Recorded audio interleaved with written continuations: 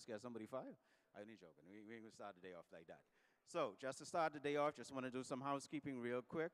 For persons, the restrooms for the men are on my right and the ladies on my left, because I know some persons were asking about that yesterday.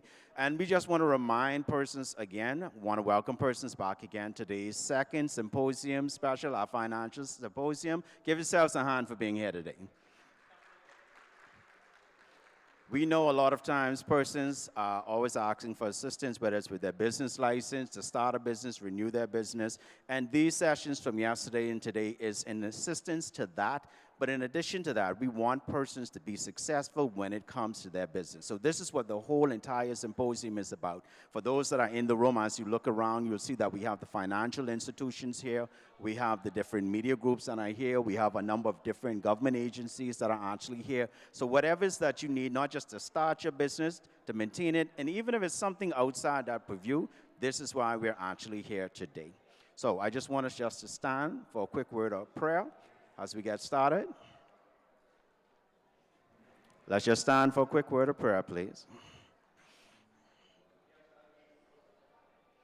Heavenly Father, we thank you for your grace and mercy, God. We thank you for those that are here and those that are on their way.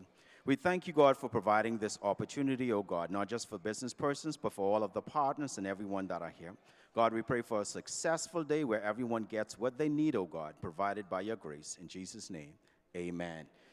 So I encourage persons that are both tuning in online as well as those that are here, ask the questions that you want to ask. Don't be afraid to ask any question that you need. There's no such thing as a bad question except the question that was never asked.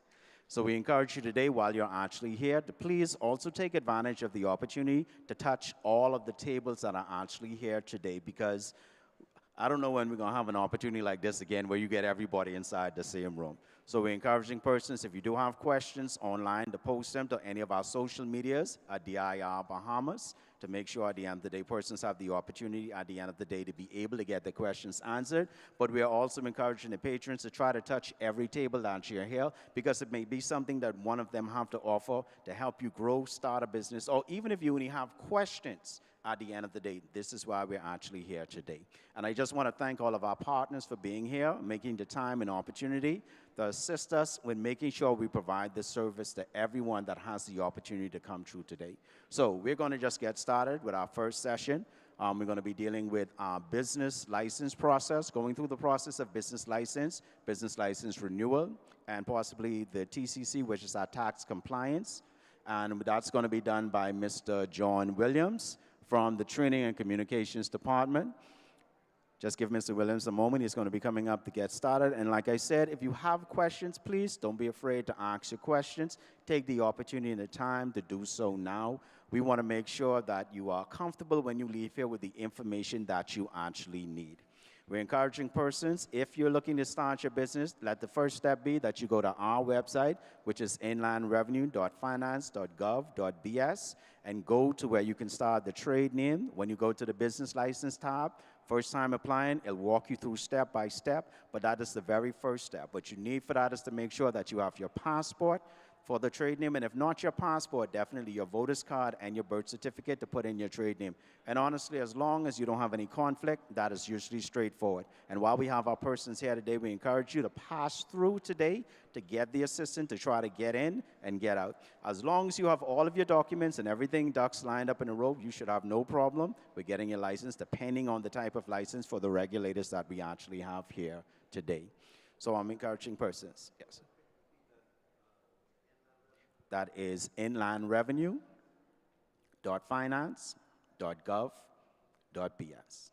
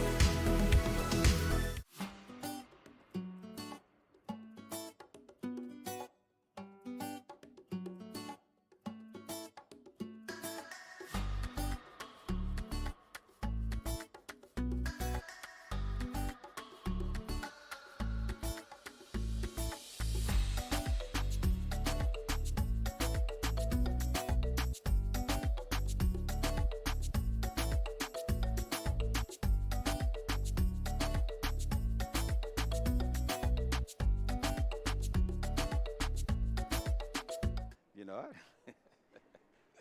So, ladies and gentlemen, this is Mr. John Williams. He's our communications manager at the Department of Inland Revenue. And let me humbly apologize. I started the day off so excited I even forgot to introduce myself. My name is Beaumont Todd. I'm the training and communications manager at the Department of Inland Revenue. And we're just excited to have those persons that are here and those that are actually tuning in today, because this is a once-in-a-lifetime opportunity. And I just have to give our thanks, first of all, to our Chief Valuation Officer, Ms. Shonda Strawn, for having the vision to allow us to put this together for the public, because this is one of the opportunities we're trying to reach out to the public, not just stay inside the building, to assist persons to get both the information they need and the assistance that they need. A lot of times persons think we just want to come and get your taxes and your compliance, but no. It's also about educating the public. How do I start a business in the right way? How do I stay compliant with my business? If I'm looking for capital, that's why we have the financiers here to give you the kind of advice you need to build up the right credit in the right way for your business. If you're looking at the end of the day to expand at some point, I'm hoping all of you, because I see some 5 millionaires. Yesterday I say 1 million, but I see some 5 millionaires.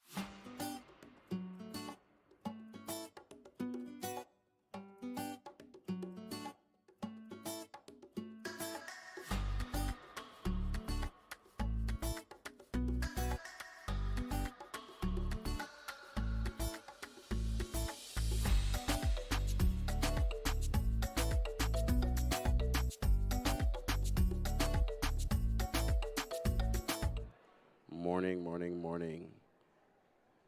My name is John Williams. I will be going through the business license process with you guys today. Some of you would have heard this presentation yesterday, but for those who were not here, this will be fresh on your ears.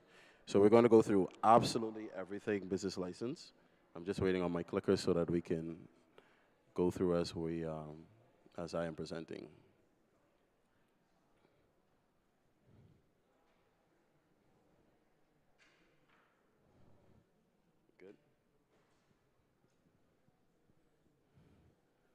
All right, so as we get started, let's talk about what a business is. First of all, thank you very much, sir. Working? Nope, not working. Not working.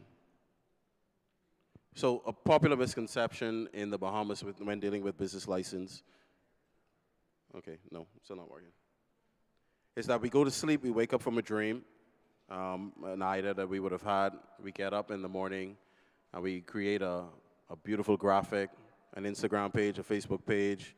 We sell to our family and our friends and our coworkers, and we think we're operating as a legit business. That is not the case. No matter how many sales you would have made, you're actually not a business.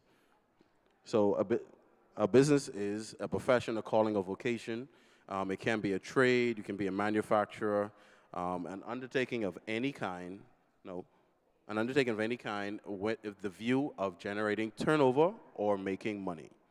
Now, when you hear that word turnover, another popular misconception is that turnover is your profit. Turnover is not your profit. Turnover, by our definition, is absolutely everything before any deduction. Before you pay your staff, before you do renovations, before you buy stock, all of that is included in turnover.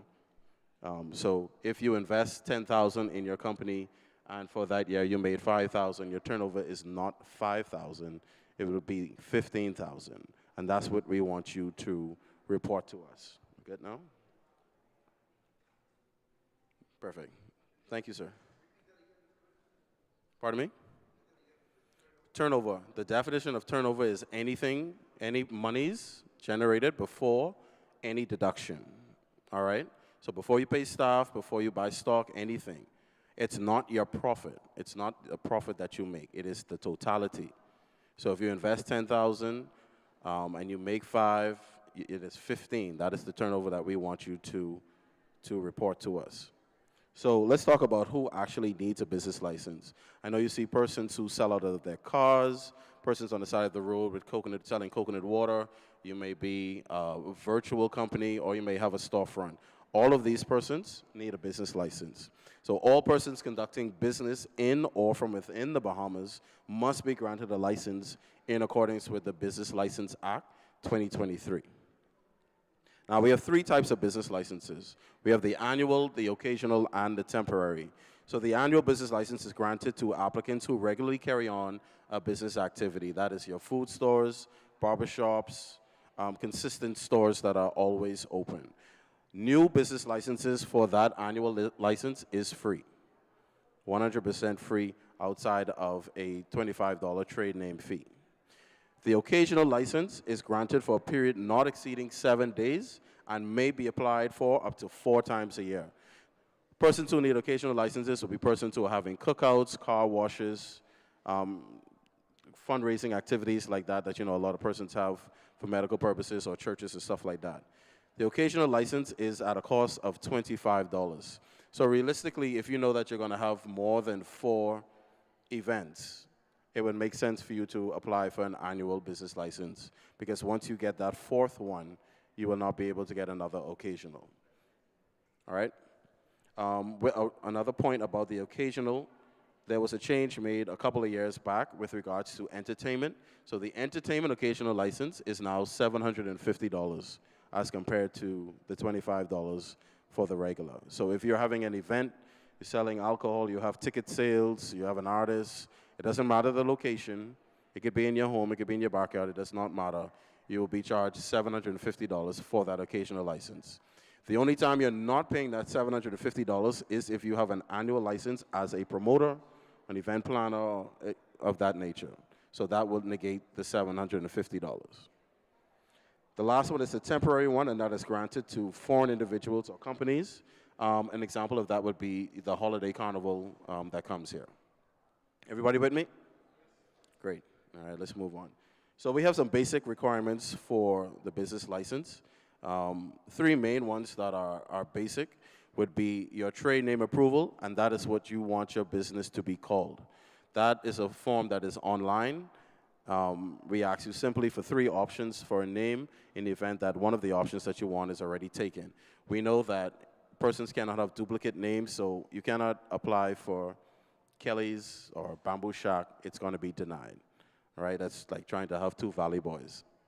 Next. Next, we have NIB. You have to apply to NIB, the beautiful ladies over here, to get their blue registration certificate. That is super important. And finally, we have physical planning. Oh boy, physical planning. We had a row with physical planning yesterday about them.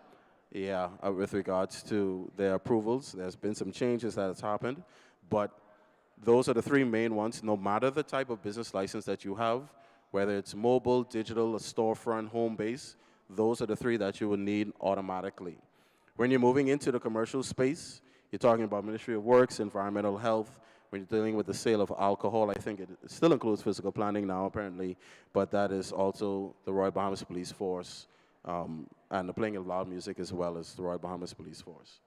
As you're diving deeper into the type of business that you have, when you're talking about limited companies, etc., you're now going to talk about certificate of incorporation, and copy of conveyance and stuff like that, Bahamas Investment Authority, proof of payment, citizenship, and of course, if you're renting a space, we need a copy of your lease or rental agreement. We went through these fees already. As I said, a new business license is free. The only thing that you will be paying for is your new trade name. And the reason why that new trade name fee was implemented is because we had a lot of persons applying for trade names, receiving them, and never doing anything with it. So when you apply for a trade name and you get the approval, you have 90 days to turn that into a business license. If you don't turn it into a business license, the name will be taken away from the system and made available for anybody else that may want to use it. As I said, the occasional license is $25, entertainment $750. So once you receive your license, there's a few facts that you need to know with regards to renewing it.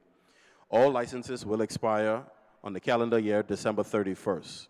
It doesn't matter if you apply for that license December 16th, and our wonderful staff does it in 1 day, like we always do. It will still expire December 31st. Don't laugh, ma'am. It will still expire December 31st. All licenses that carry on a business in any year shall on before the 31st day of January submit for a renewal.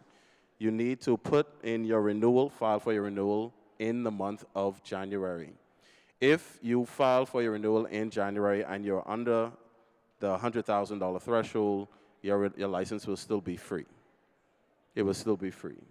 A fun fact that you should know, when you're dealing with establishments like Bahamas Customs, or you may need something from the bank, or you're applying for a contract, persons will ask you for your 2025 license. And obviously, I'm speaking in past tense a bit. If you applied for your renewal in the month of January, your 2024 license would have been valid up to March 31st. All you would have needed to do was show them proof that you filed, and they will have to accept. They will have to accept your 2024 license. All right? That's a very important fact that you should know. If you're not filing in the month of January, you will receive a late filing fee February 1st. It's automatic. So you'll be assessed a $100 fee. Everybody with me? Another requirement that was done in the recent years was the real property tax assessment number, or the owner's full name of the business location. The reason why we're doing that is because the government is interested in collecting all fees that are owed. So we want to collect all the money. This was a real property tax initiative. Now, if you're unable to, if you're leasing a space or renting a space and your landlord does not want to give you their assessment number, at minimum, you know the landlord's name. You can provide the name and the location, and we will take it from there. Other supporting documents that may be requested: if your business is making over $250,000 to $4.99 million, you have to produce an account certification letter and some worksheets. $5 million plus must provide an audited financial report along with worksheets, and these must be provided by a BICA-approved member. You can't ask your cousin to type that up and send it. It will not be accepted. So something that we implemented last year as well, those who may have suffered or had a smooth system with renewing this year would have been the BLA and the BLE, and that is the business license annual actual and the business license annual estimate. The annual actual is something that you would have needed to submit to us, and that tells us what you would have made in 2024. The annual estimate is what you anticipate to make in 2025. Majority of the times, those figures mirror each other, and so if you would have made $10,000 in 2024, your estimate would be $10,000 as well, unless you anticipate to make double that amount, or you may have a contract and you need to put that in there. When you're either over, when you're filing in 2025 and you're over the amount that you would have put in for your estimate, or you're under, you'll be left with a debt or credit. If you have that credit will go to the next year. Don't shake your head, Mom. All right? And that would be what is BLA and what is BLE. Any questions on applying for the first time? One second for me. Can I get a mic for this gentleman, please?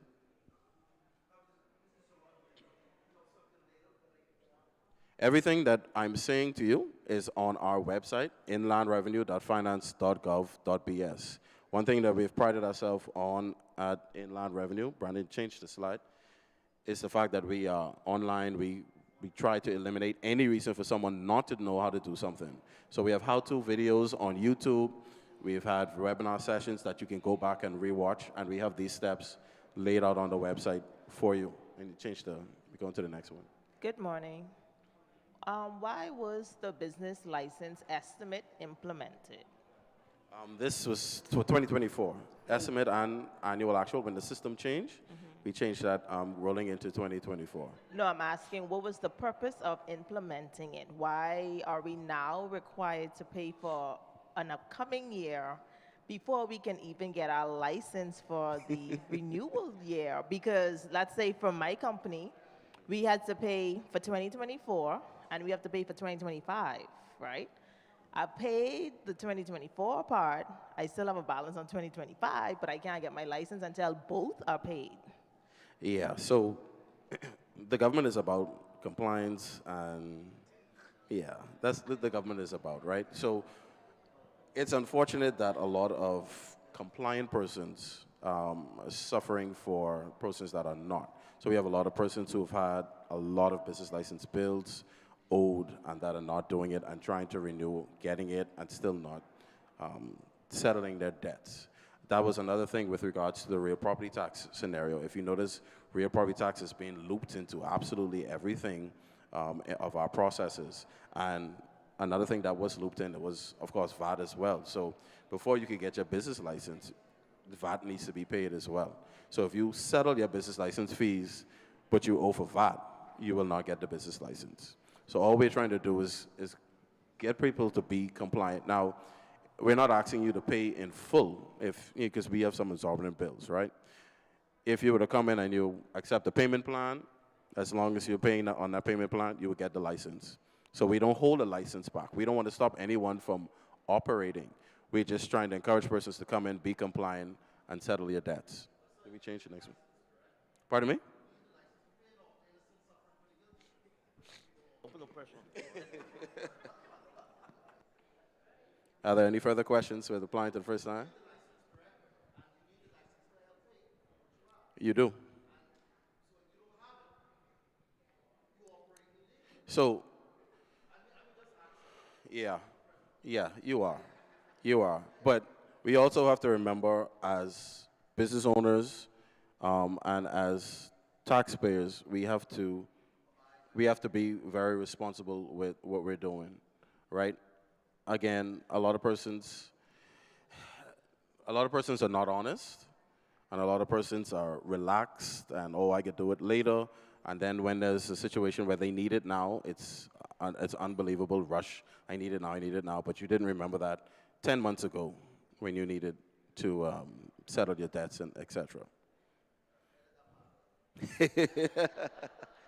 All right, so we're going to go into renewing the license now. So you would have received your license, and it's time to renew. So I'm just going to walk you through the process. We would have gone through some of these slides already. So let's go through the actual process for renewing. So everybody would be logged into your account already, vat.revenue.gov.bs. This is your home page. As you can see here, it says annual actual and annual estimated, next return due with the date. So once you're on that page, you're going to select returns, and then this page will come up. You select the tax type, which for the annual actual will be annual actual, and the date would be 2024. So once you select that, you move on, and you see it's highlighted. You click Start Return, and then as you move on, you click Save and Continue. Here on this page, you will click, where am I? Save and Continue one more time. And now you will click View Details. When you click View Details, it's going to take you to a page that shows you all of the licenses that you have. This one only has one, so you're only going to see one displayed. Whatever amount of licenses that you have will be displayed here. Now, this year we had a little system glitch where your licenses were duplicated, and we were only asking persons to select the duplication and click Remove. Not remove all two, just the duplication. So once you do that, you click Change, and on this page where the details are, the only thing that you should be entering is your turnover amount. The only thing you should have been entering is your turnover amount. Once you enter the turnover amount, whether it's 10,000, 80,000, 100,000, you click Save, and we move on to the next page. Remember I said if you have multiple licenses, it will display here. Once you click that, you will have to do the same process again for the additional licenses that you have. Once we're done with that, we click Back, and now we're back to this page where it shows you what you just put in. You click Save and Continue, and at this point, we ask that if you have additional documents to support what you would have put in, some of you would like to put 0. If you're putting 0, we may have asked you for a letter to justify why you're making 0, why you went from 75,000 the previous year to 0 this year. Naturally, you'll have to justify why you're doing that. So you upload those documents, and then you click Save and Continue. Because Bahamians never make mistakes, you don't even have to review this page because you never make mistakes. But this is a page to review everything that you would have submitted before you submit it. So once you're fine with that and everything is correct, you agree to the declaration and you click Submit. Once you click submit, it will tell you that your tax return has been received and it was successful. Now, that is your annual actual. Remember now that I said that in order to renew your license, you have to do the actual and the estimate. So now you're going to do the estimate, and we're going to go through the exact process that you just did for the actual. So you're going to click returns, and then you're going to select annual estimate, and then select the year 2025. Once you select that, you click start return, save and continue one more time. And instead of clicking view details, you're going to click add detail. There's a subtle difference right there. Once you click that, you're going to see something that pops up that asks you, would you like to populate the question with the current details from your previous return? And the answer is yes. You want to load all of the previous details. Once you do that again, it takes you to the page that displays all the licenses that you have. You click remove if there are duplications here in the estimate. Now you're back on this page where you're entering your turnover. Most of the time, your turnover for your estimate will reflect the turnover that was for your actual. If it does not, when you're filing for the 2025, you'll possibly, depending if you made less or more, have a debt or a credit. So once you're done with that, you click back again, click back one more time, and then we're clicking save and continue as it displays here. Now, once again, you'll be able to add any additional documents on this page here. Once you're done with that, again, you don't make any mistakes, so you could just agree to the terms and then click submit. And once you click submit, it will tell you that your tax return has been received. So once you've done that, your renewal would have been submitted. It usually takes 7 to 14 days for your renewal to be done, but a lot of businesses that are under 250, the smaller businesses, were done kind of fast. Some of you may not have received it fast, but that's probably because of y'all, not because of inland revenue. But it usually doesn't take that long, and we didn't have much of a backlog. Don't laugh. Don't laugh. All right, so any questions about the renewal? The renewal process, anything about renewing? Everybody's good? Sure. I get a mic right there, please.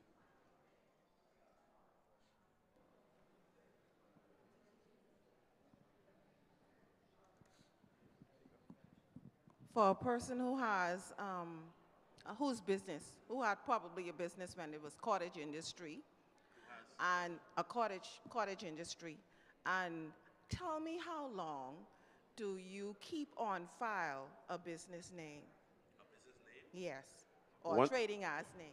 Once you have the name, you have the name. Okay, so it does not go away. That would have to be a court order for that name to be removed. But once you have that name and you created a license, that name is yours. Okay. Yes, ma'am. You have a question right in the back.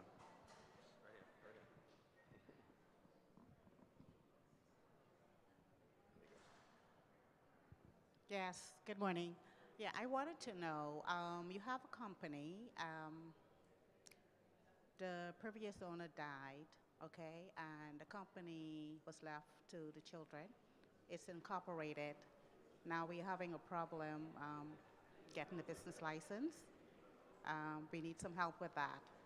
Yeah, so there's a procedure and, of course, of some documents that have to be presented with regards to turning over the business name. So either you would have had a will or a probate or something of that nature to prove that the company was turned over to you, or it's a legal, some legal documents that would be required. But once you provide that with us, even if you don't have a TIN, you would have to create a TIN, and then we will transfer that over to you and go through the entire process. But everything would be done online, and once we're satisfied with the documents, with the proof that you did inherit the business or it's turned over to you, you will have the license. Now, if that is something that you're dealing with now, yes, I want to deal with that today. You could visit our booth right over there, and we'll be able to look into that a little deeper. And even if we're not able to sort it out here today, once you leave your contacts with us, we'll look into it for you. Not a problem. Thank you. No problem.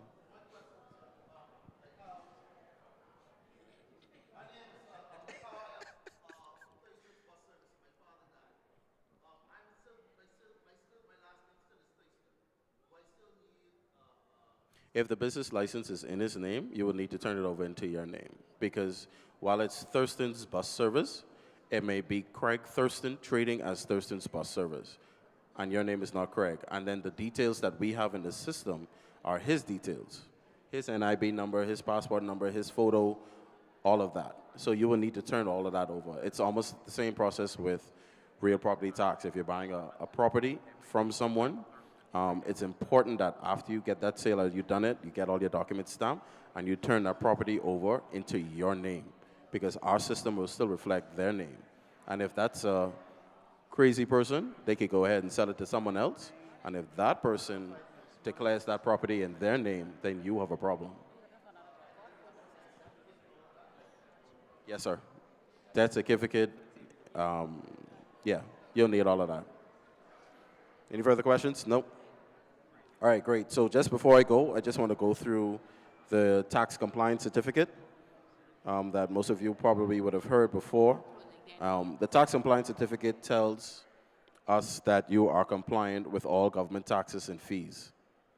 So the tax compliance certificate is necessary when doing business with the government and has been in effect from 2015.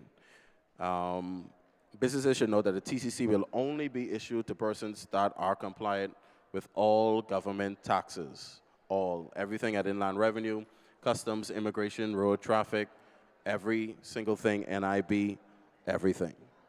So this certificate is required for persons, I'm almost done, Todd.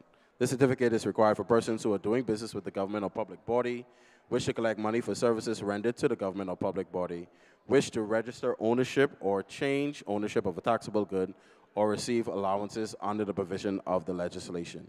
You could receive a tax compliance certificate for either 30 days, 3 months, or 6 months. Chances are, if you're receiving a tax compliance certificate for 30 days, it depends. It may be your business nature, or you may be on a payment plan. And in order to monitor your payment plan and ensure that you're staying compliant with the payment plan, it will be issued for 30 days. With regards to the TCC, it's not only an inland revenue initiative. As I said, it's important that you be compliant with all government agencies. So when you apply, we are checking customs, immigration, national insurance, we're checking road traffic, we're checking all government taxes and fees. So if you owe NIB anything, or if you have not closed your periods at NIB, your TCC will be denied. It will not be denied by the Department of Inland Revenue. It will be denied by NIB. We only send them a list, and they come back and say yay or nay to this person's TIN. And so applying for that is also easy. Oh, before we go to applying, so if you have a TCC, the idea of the TCC, again, is to say that you're compliant with all government taxes. If you go to the bank, if you go to an accounts agency, account department in the government, or Bahamas Customs, and you provide them with your TCC, an update TCC, you do not need to provide them with your business license. So when they ask you for a business license, or they ask you for this and that, you have the TCC. There's no need for that. The only other thing you may need to provide for them is a copy of your VAT certificate to say that you're a VAT registrant. That is about it. So applying for it is easy as well. You're signing into your account. Once you go to your account, you're going to the Services tab, and you're clicking Request a Compliance Certificate.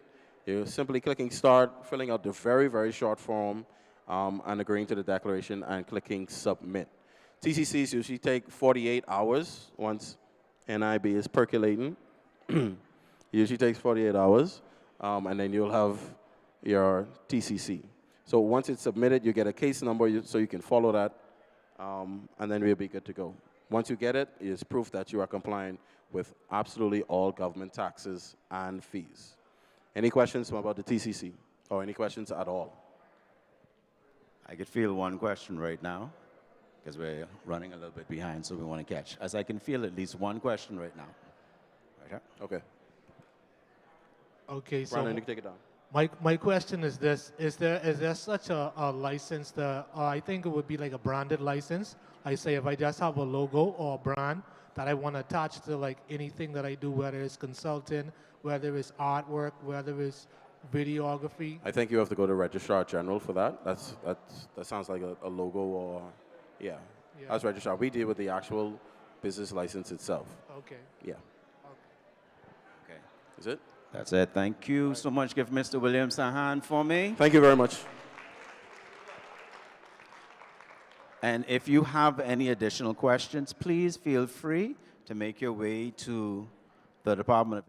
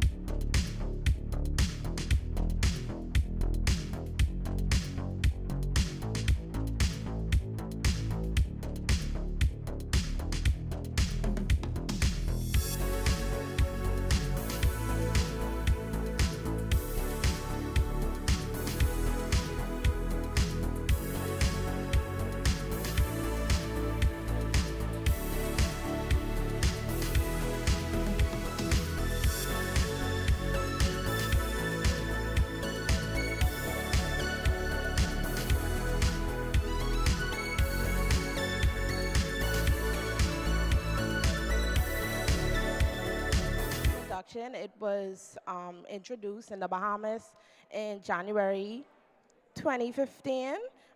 VAT is a consumption tax paid by the final customer, but collected by VAT registrants, and then remitted to us at the Department of Inland Revenue.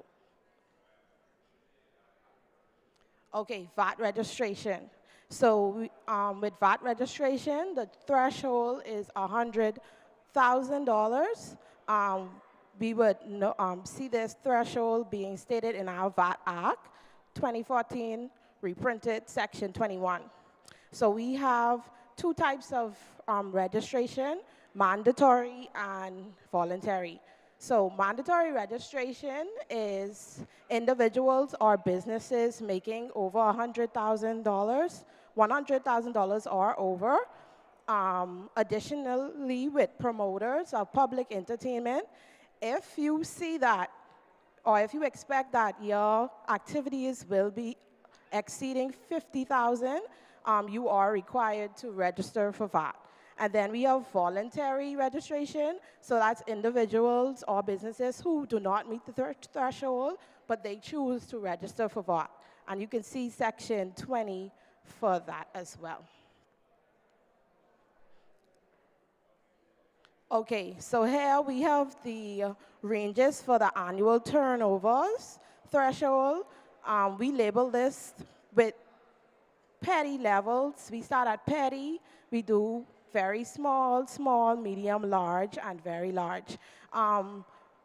We encourage taxpayers to know which range you guys are in, which are annual turnovers, so you know whether or not you file quarterly. If you, for example, if you make $200,000 a year, you know you're within that range of $100,000 to $399,099. So you would report quarterly.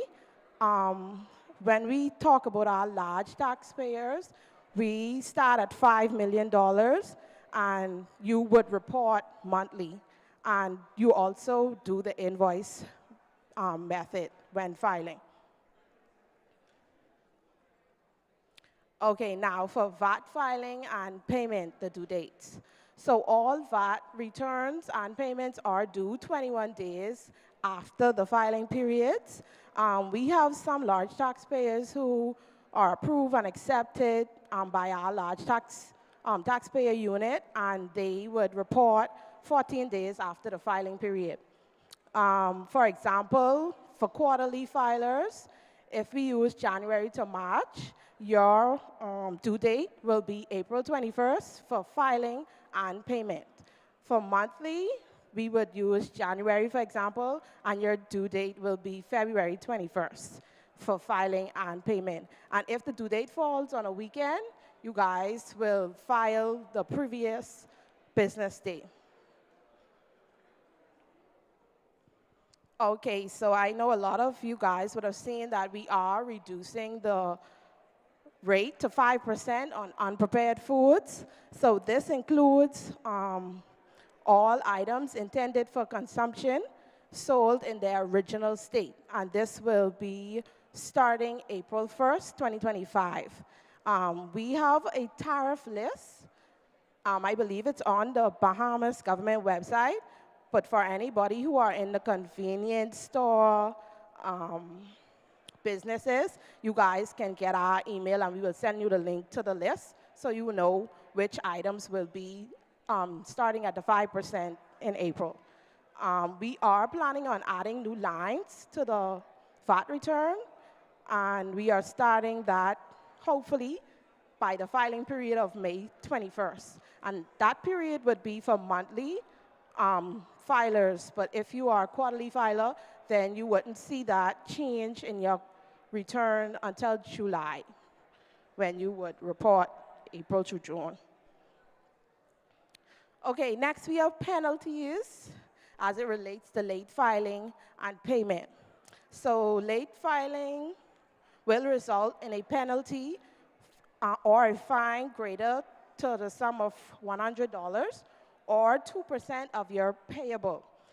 Payment, you will incur a fee of 10% of your total tax owed if you do not pay at the deadline.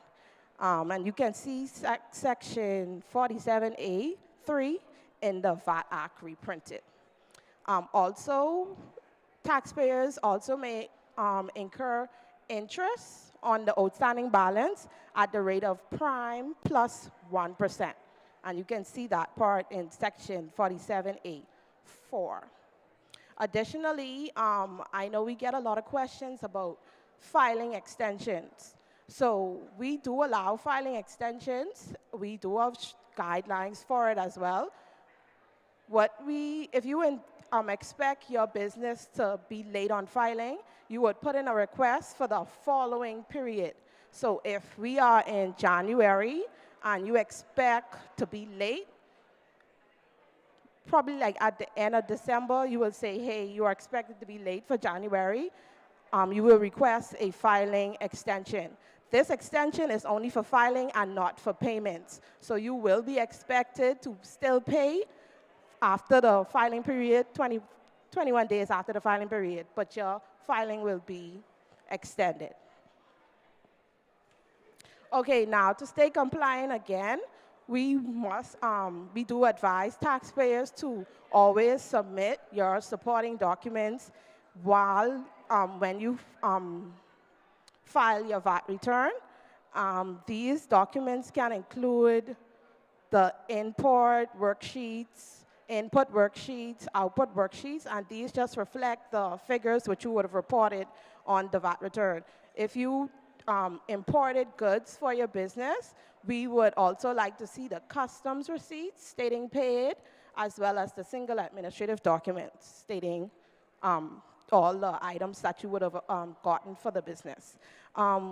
We do require you guys to retain these records for 5 years following the conclusion of the tax period.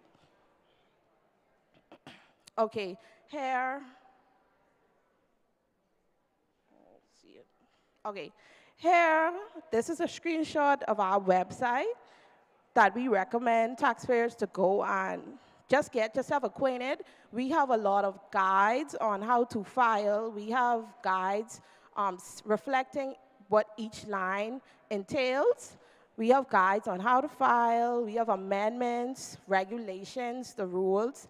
Everything here is located in the VAT section where it says legal VAT, where you guys can get informed on anything filing related or specific to whatever business you are in. Okay, next we have our VAT wire transfer information. So this is also located on our website.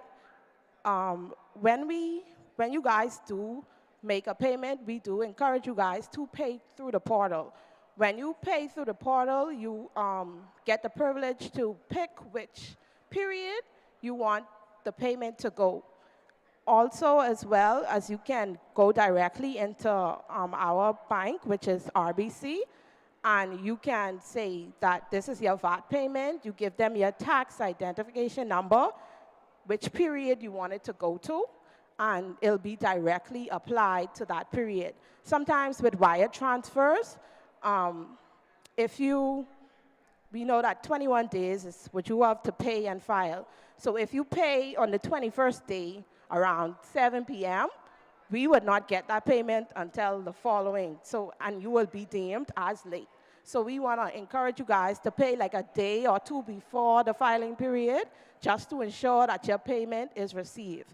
As well as sometimes with wire transfers, the payment doesn't always go to the period you intended to go. Sometimes the bank put it to the latest.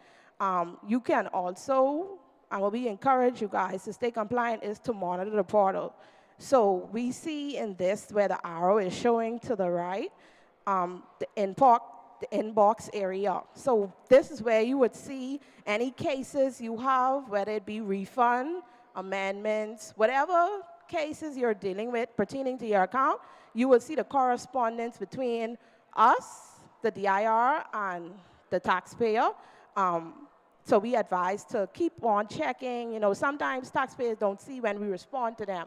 Also, the notifications tab right below it shows when you are due for payment, which period is due, what is overdue, and it just keeps you informed of what is going on with your account. And as you can see, once you make a payment through the portal, so you would, just want to go back here. So you see where My Tax is to the top. You're going to click My Tax, and then you're going to click and see the tax make payment.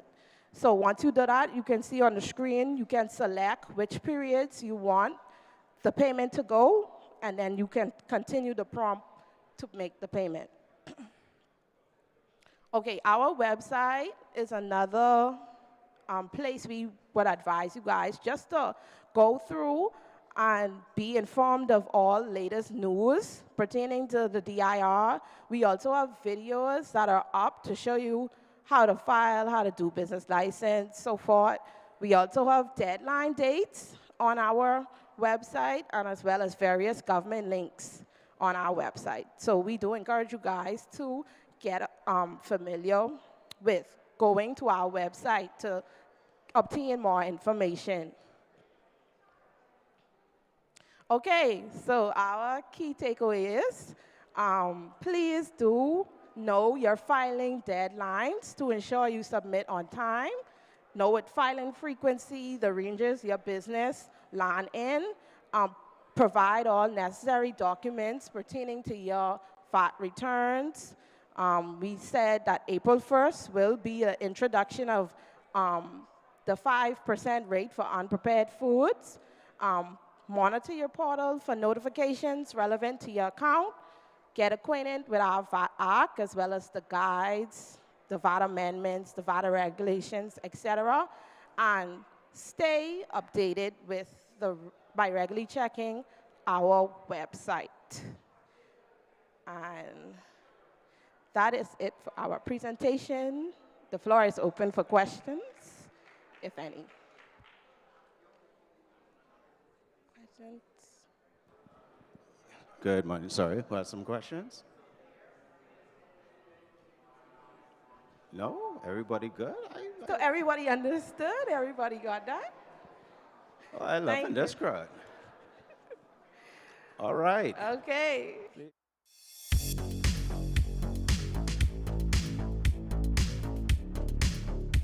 File on time. I know that the last time I didn't file on time, I got a late fee. Is there any kind of waiver on that if it's a 1 day late? It depends on the circumstances. If you, as a taxpayer, did not file before the deadline, you will have to take that accountability on yourself because, you know, that was you. But let's say the system would have glitched or something went wrong on our side. It's important to screenshot any glitching, anything that can be said on our side that was the problem. And once you would have documented that, automatically you submit through our portal, because we also do inquiries through our portal. So you submit that, hey, you had a challenge, there was an error during this date, and you will send that to us, and then we will just explain it to higher management, and we will go from there to assist you. I did that, and they told me no. They said, yeah, well, in terms of, it, maybe it was like maybe 3 minutes, 4 minutes, because I did it after midnight, and so Yeah. so it's still on me. I took the responsibility. I paid it. I paid Yes, it. ma'am. Anybody else have any questions? All right. Thank you. Let's give Ms. Johnson a hand.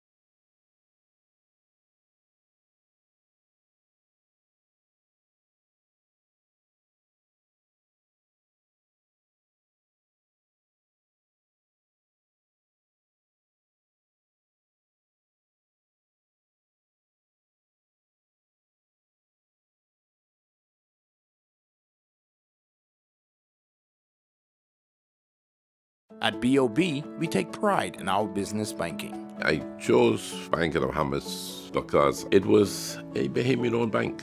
The bank has certainly supported our evolution through overdraft facilities, purchasing of equipment, facilitating of salary payments, and I really believe that Bank of the Bahamas is able to help in the development of the local economy. I would truly recommend the services at Bank of the Bahamas. At BOB, we take pride in our business banking. I chose Bank of the Bahamas because it was a Bahamian-owned bank. The bank has certainly supported our evolution through overdraft facilities, purchasing of equipment, facilitating of salary payments, and I really believe that Bank of the Bahamas is able to help in the development of the local economy. I would truly recommend the services at Bank of the Bahamas. At BOB, we take pride in our business banking. I chose Bank of the Bahamas because it was a Bahamian-owned bank. The bank has certainly supported our evolution through overdraft facilities, purchasing of equipment, facilitating of salary payments, and I really believe that Bank of the Bahamas is able to help in the development of the local economy. I would truly recommend the services at Bank of the Bahamas. At BOB,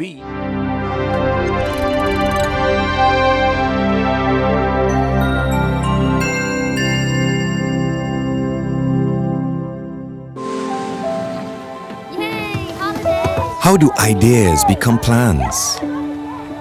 Plans become memories.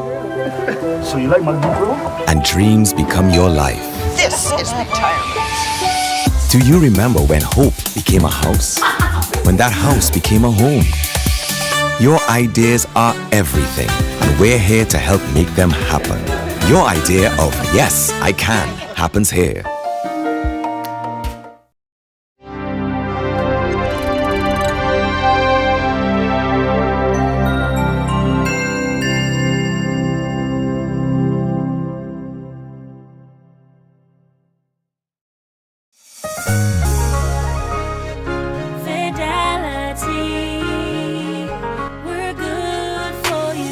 We believe in relationship banking.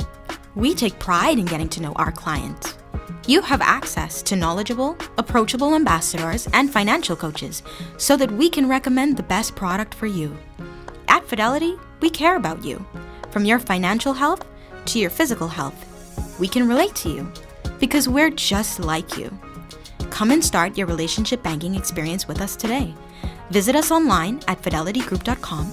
Visit any of our branches in Nassau or Grand Bahama, or phone 356-7764 in Nassau or 352-6676 for Freeport.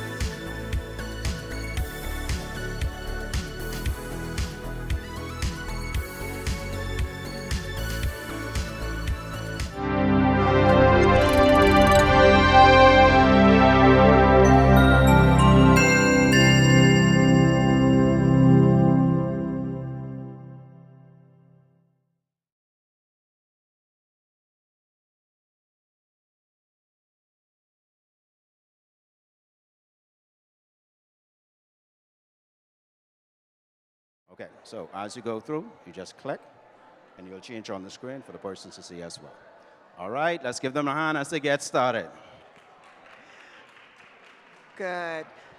So I just want to welcome everybody. I just want to thank the Department of Inland Revenue for giving us this opportunity to be here to actually showcase our products and services.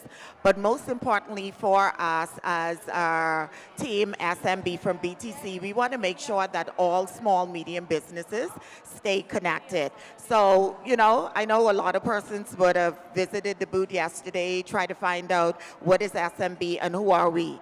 So basically, we're a team that specializes in supporting small and medium-sized businesses by providing tailored telecommunication solution for your actual business.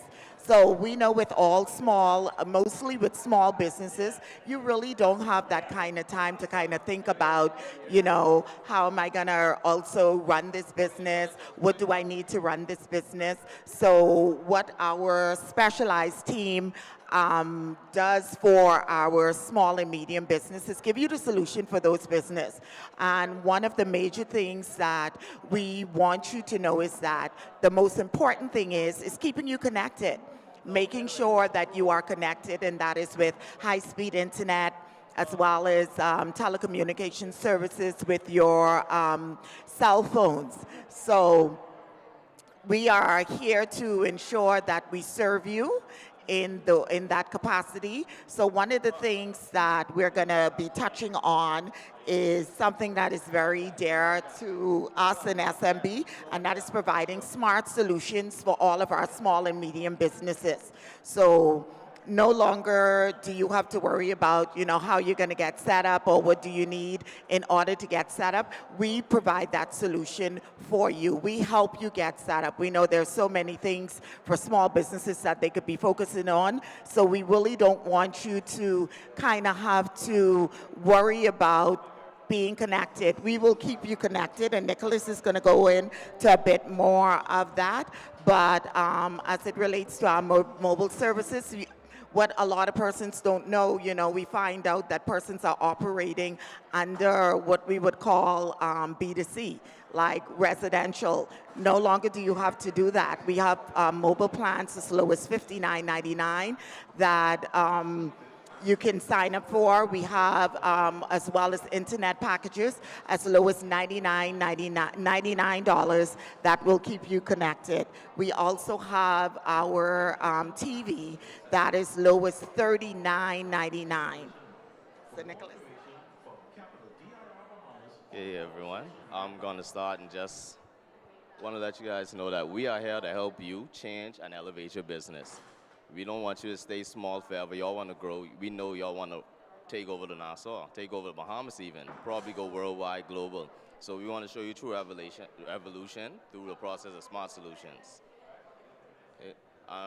What we can start with is, with Smart Solutions, we offer a website and online store for our small businesses, where we have over 150 templates that you can choose from. You can customize them as well to build your own online interface. So you don't have to be worried about being open, say 9 to 5 or these certain hours. You 24/7 now. You are now 24/7, a 24/7 business where your customers can see your products, they can see you at all times. We also optimize the search engine for you so that when they search up things that have to do with your business, you will also be able to show your business as the top search options. Sorry. We also offer e-marketing and digital marketing. With that, we offer, if you give us a clientele base, say you have a client base of 1,500 or 3,000, 10,000, however much, you can give that to us as well as your ideas as what you want to go out to them, your promotional ideas, your promotional options, everything. We can also set up the flyers for you and help you with those flyers, and they will be blasted out to your clientele. So you don't have to worry about putting all those people in one email and you want to send that. We can handle that for you. And then also on that, we have Business Email Pro, which ties in perfectly. So you don't have to have your @gmail.com, @hotmail.com, Outlook. It could be @yourbusiness.com. You look more professional. And as you look more professional, people want to engage with you more. They don't want to engage with people who seem like they're not really established. So having a professional email will make you seem even more established to your customer base. And these would be what I'd call our marketing solutions, but this would be your support solutions here, where we start with the digital help desk. This is your personal 24/7 hotline for any support whatsoever. If you have a printer that's not working and you can't figure it out, you can call them, they will help you. If you have software malfunctioning and you can't understand the techiness, call them and they will help you. This is your personal help desk. You don't have to worry about anything. They will help you with every problem. Even as simple as setting up social media websites and everything, they will help you. And then on top of that, we have the cloud storage. And what cloud storage does, it allows you to just keep your files with you everywhere at all times. And you also don't have to worry about losing them because they're stored in the cloud. If you have them on your phone, you have them on your laptop, and you also have other people accessing these, you can decide who can access which documents. So you might have a lot of sensitive information that goes throughout your business, and then you have other people getting in touch with it, and you might not want them to be in touch with it, so you can just say that they are blacklisted or whitelisted from seeing these certain files. And that pair, like all of these pair together perfectly because Bitdefender also secures all of those files and encrypts those with firewalls, malware, everything. You don't need to worry about anyone getting into your information or your customer's information, especially if you're handling a lot of private information, you know, names, addresses, date of births, you have their card information, exactly. And cybersecurity threat ain't from in the Bahamas, it's outside of the Bahamas. So I very much recommend to look into it if you haven't.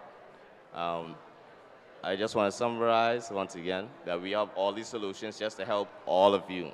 We want to help the small businesses grow and evolve. We don't want everyone to just stay one place. We just like to see evolution and growth. And that's what the SMB is here for you. Yeah.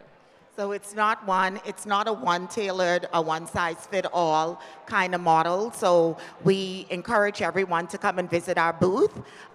When you come to our booth, you get that one-on-one where we actually choose a solution that works for you. Because we could have like 4 things here and all 4 of them don't work for you. So we want to make sure that we have a tailored solution that works definitely for your business so that you can operate efficiently. So we encourage you to visit our booth. We have our dedicated professional sales agent who specializes in customer service and account management. So you can go over to the booth and visit any one of us there. So once you, remember now, once you sign up today, we have some special promotions going on. We have a discounted security deposit as low as $50. You can also enter to win in our raffle, so you get to win a brand new phone, and we know that everyone wants to stay connected, and what better way to do that than to win a brand new phone. So please make sure you visit our booth. Any questions? Nicholas, any questions? I come in. You got me running on the bum knee. I come in. Good morning. I noticed you guys introduced something called Wi-Fi on the bus. Would you be able to, is that something just for, you can hear me, right? That's something for the public or just bus driver? You have to be a bus driver. Or yeah.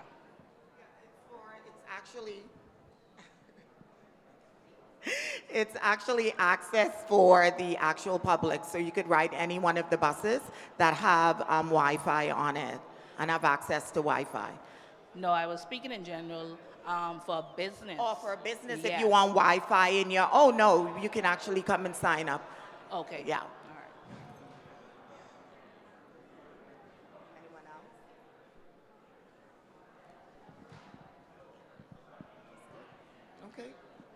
Questions? So please make sure you come, guys, once again. Come over to our booth and visit our booth so we can give you more information. You may want to have that one-on-one, so feel free to come over and let's talk about it. All right, ladies and gentlemen, please, let's give them a hand.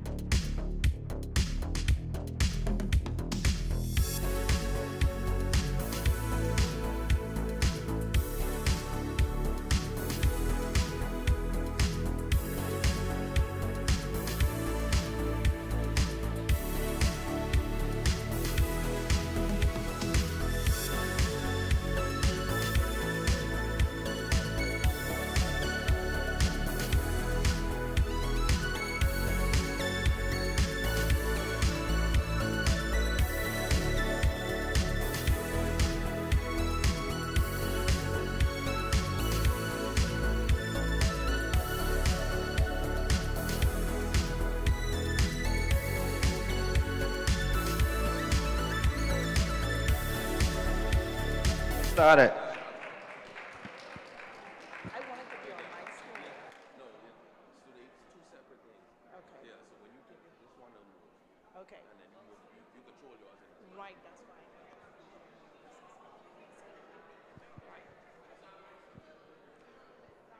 Good morning, everyone. As was mentioned before, my name is Indira Wright, and I'm representing the First Home Unit at the Department of Inland Revenue. Give me a wave so I can know you here with me. Awesome. And my colleague is also here with me, Ms. Tara Brown, and we will try to do our best representing First Home. Who are we? Who ever heard about the First Home Unit before? Please raise your hand. Has anyone ever heard about the first home exemption? Wow, this is going to be interesting. All right, so let me tell you a little bit about who we are and why we exist. All right, so we are the tax exemption unit at the Department of Inland Revenue.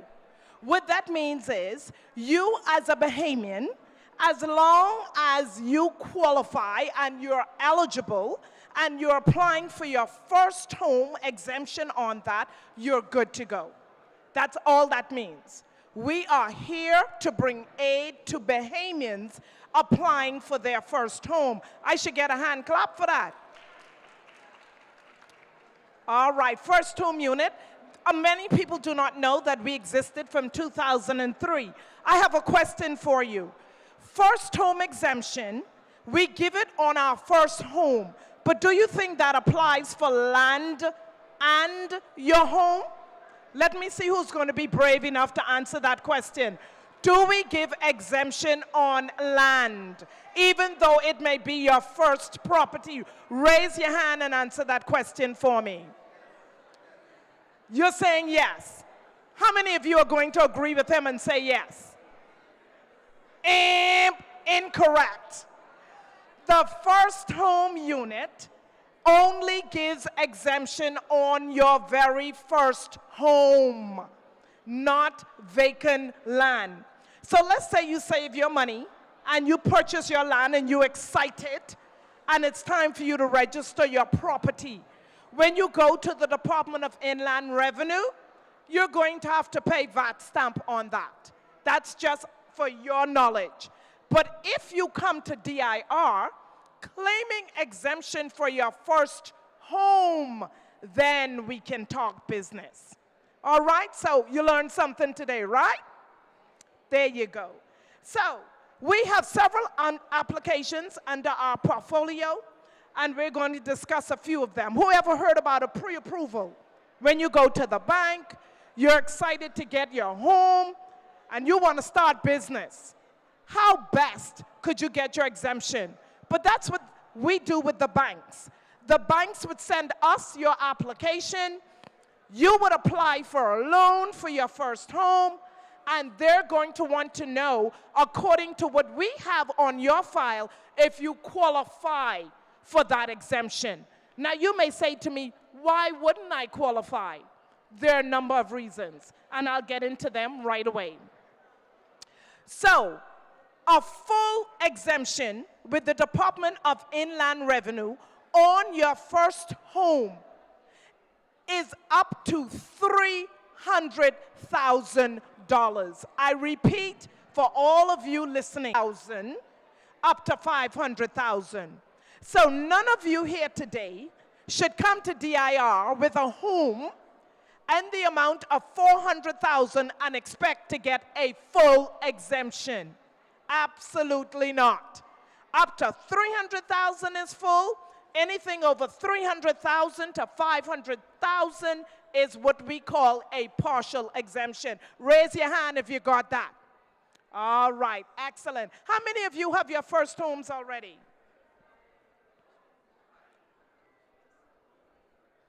All right, so what we're going to do is discuss how many first home exemptions you're eligible for. So we have what we call the first home acquisition. That's where you purchase your home, and now you go into the bank for some money, and you want to get exemption on your sale price as well as your mortgage. we go ahead and we exempt persons who are eligible for that. Always remember, your full exemption comes on a home that is a single family home. What do we mean when we say single family? If you own a duplex or if you own a triplex, you're going to have to pay VAT. Who can tell me why? Why would you have to pay VAT on a duplex?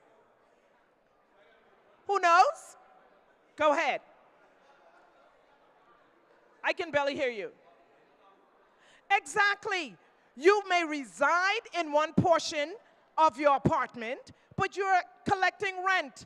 You have income coming in on the other. So of course the government will give you exemption on that portion where you reside. That's important.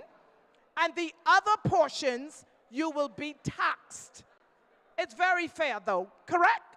We can't give you the whole triplex for free, but we will give you that portion on which you reside. So remember, first home exemptions works for single family homes where you can get full exemption on your owner occupied department. We also give on duplex where we will charge you half, and on a triplex where we will charge you on the other 2/3 while your portion is exempted. Okay? Any questions thus far? We also give exemption on persons who purchased their land early in their lives but could not build. You know, many of us did that. We only had enough money to buy our property. So years later, you decide to construct your home. Well, the first home exemption is here for you, where you can apply for your loan and get an exemption on your loan. Okay, so do not forget that.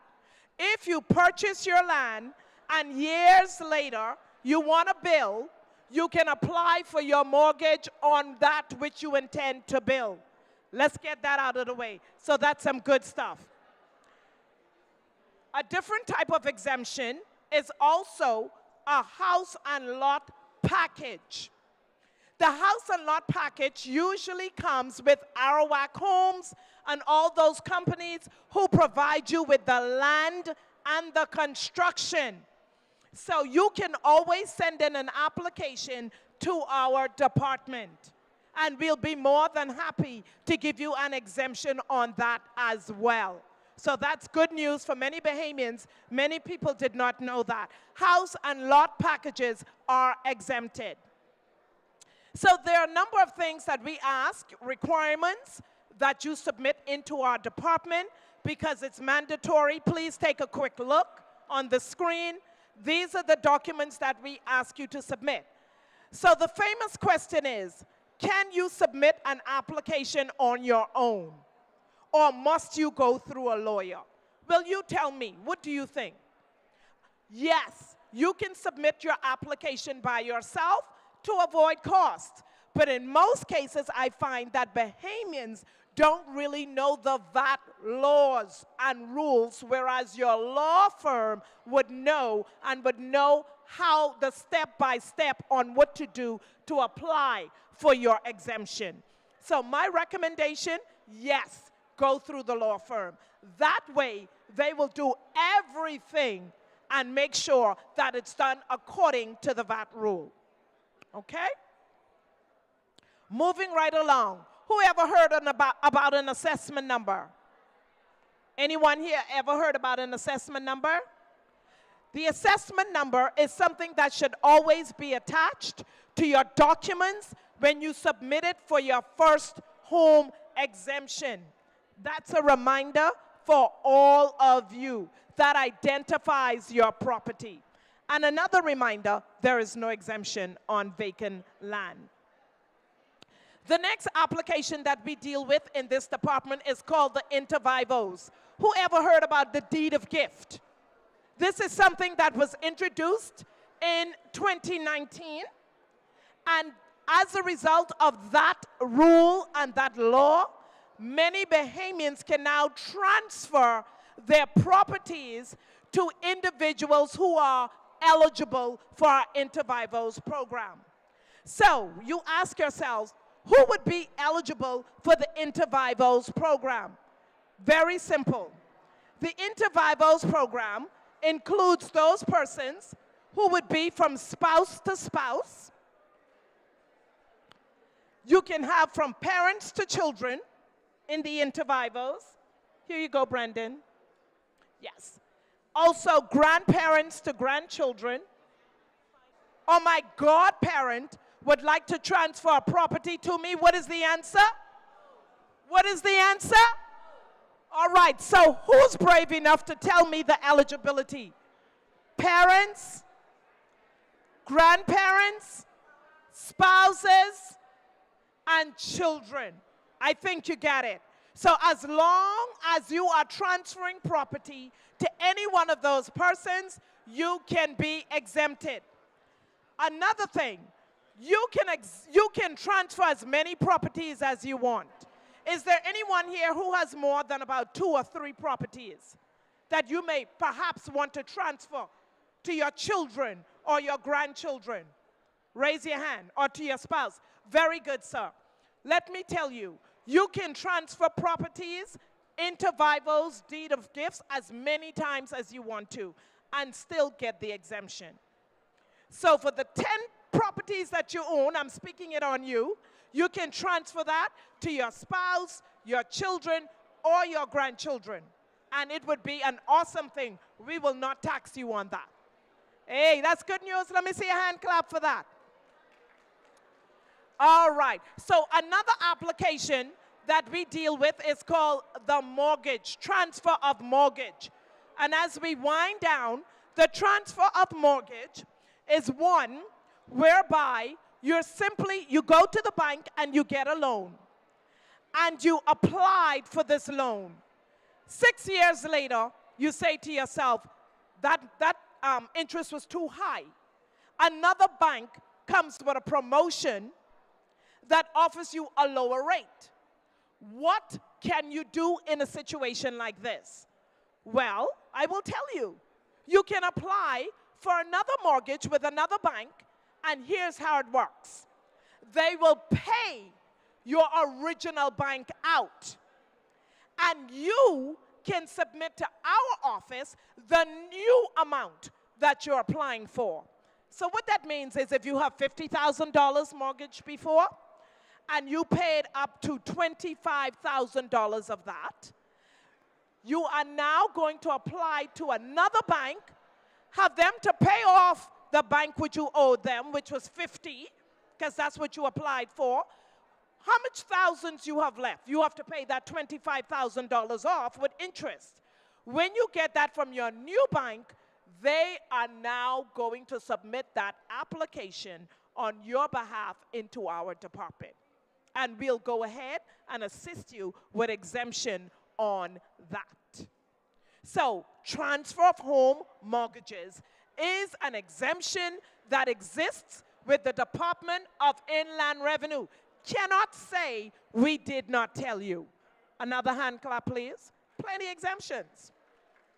Lastly, our department, we have what we call a VAT refund on construction and renovation in our department.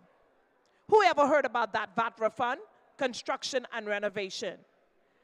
That came about in 2022. So what we have now available for Bahamians, the same procedure. There are some people who purchased their land many, many years ago and now deciding that they want to build.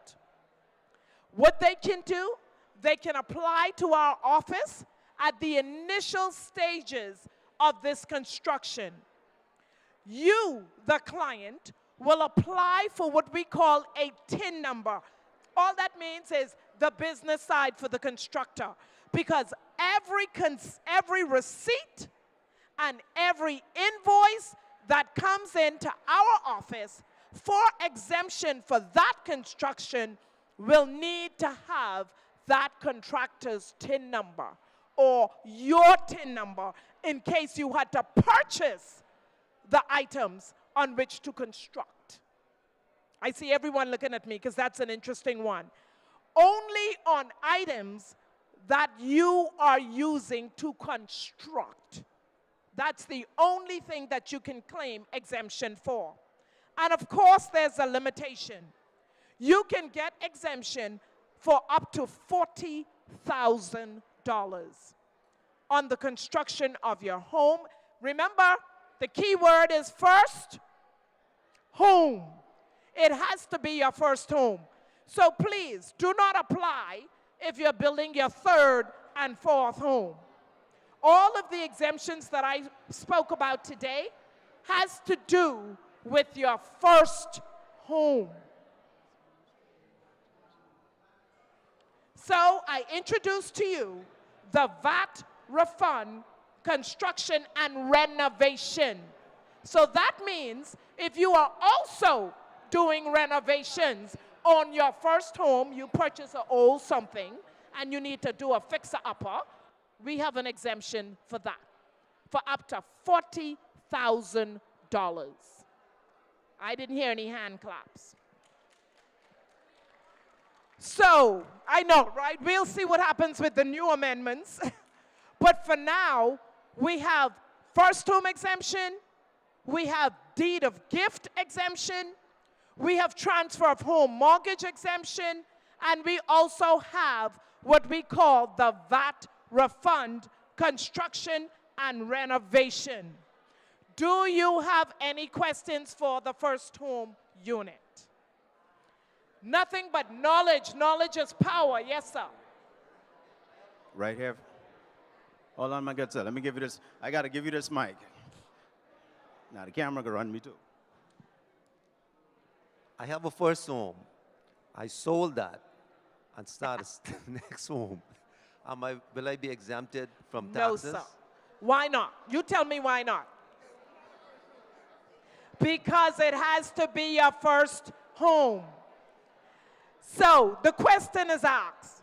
Well, two things we encountered while dealing with this exemption. There are many families who, if it's a single parent, they cannot afford a mortgage. So they come to their child, who's now 18 and over, Mommy or Daddy, I need help. I need help with purchasing this home because I can't afford it. You see where I'm going with this, everyone? So now you have a conveyance, you buy this home, and the conveyance has Mommy's name and my name. And several years pass, I want to start my own family. I get married, and my husband and I are excited to go get our first home. And I go to the DIR, and I say to them, I'm here for my exemption. This is my first home. Well, let me tell you, they do their due diligence. Research is done to the fullest. When they do the research, my name is in the Department of Registrar on another piece of property. Do you think I'm going to get that exemption? Absolutely not. So those are the two scenarios, sir. One, sometimes we don't know what we're doing, and it's unfortunate. That's why we're trying to send the information out there to the public. All right? So, yes, ma'am. Good day. How long does it take for you to get your refund or... On the VAT refund? Yes. Okay, so remember I said it's good for you to send it in the initial phase. That way you can apply for your TIN, and every now and then you send in your receipts. That spans across a period of 18 months to give you time to complete your construction. So it's a three-phase process. You will send it in to apply for your TIN.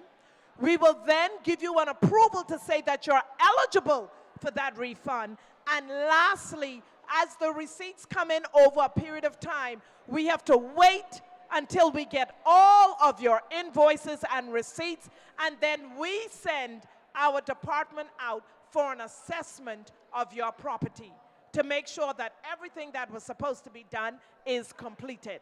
So I would say over a period of 18 months, give and take. And last question. In the regards of a property and home package. Yes. In that regard, Are you, once you're approved, you just don't pay it in the initial stages when you pay all your legal fees, or you are reimbursed on that as well? Okay, so remember now, it's construction only. You would have already had your land for the refund. Are we talking about another exemption? No, we're talking about now in the scenario where you go to Arawak Home, you get the property and home package. Yes, ma'am. In that one, are you exempt from paying your VAT up front and you just, or you have to pay it up front and be reimbursed at the end of the completion? Well, that depends on your law firm. In most cases, what I see, people would pay their law firm, the lawyers, and then they would submit that document, and then you guys will work it out from there. But yes, you can be exempt for the VAT on that. It was interesting, everyone. That's it for questions? All right, let's give a hand for me, All please, right. ladies and gentlemen. One Let's give Ms. question. Wright a hand. I have to, that's the last one. Send her to the desk, and I'm I'll going be to able have to help send her. you to the desk, my love. Thank you. How do ideas become plans? Plans become memories. And dreams become your life. Do you remember when hope became a house? When that house became a home? Your ideas are everything. We're here to help make them happen. Your idea of yes, I can.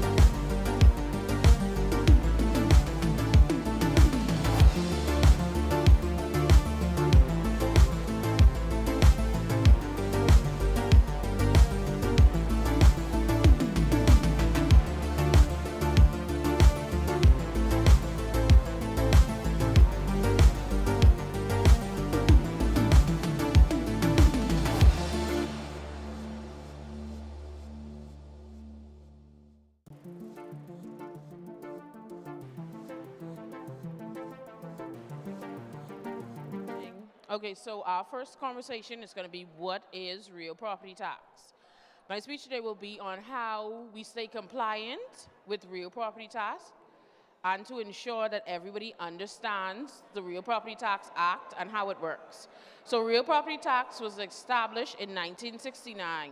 The annual tax is charged on the value of the property. I know a lot of people question the value that we have. We'll also get into that as well. So who pays real property tax? Contrary to the regular Bahamian who questions if it's only us, everybody pays real property tax. The only portion of real property tax that is exempted is Bahamian-owned vacant land. Bahamians do not pay real property tax on vacant land in Nassau or the Family Islands. We also don't pay real property tax on homes that are under the $300,000 threshold in value. So if you have a home, we're going to use a government home. If you have a government home and the value that we give you is $164,000, you do not pay real property tax. It's very important that you understand how the exemption works and who qualifies for the exemption. So if you have a duplex and you live on one portion and the other portion is rented, the portion that you live on is exempted. The portion that you collect rent on is the portion that we tax you on. So if the entire building in our system is valued $300,000, just your half of that would be exempted. The entire building would not be exempted if you are collecting rent. If you've turned your government home and added an efficiency at the back, and the Department of Inland Revenue has a reassessment and finds your efficiency, you're going to be taxed. That's an income that you're getting. That is no longer an owner-occupied home. An owner-occupied home is just one singular living dwelling. That's very important to understand why you are taxed on a portion that you collect rent on.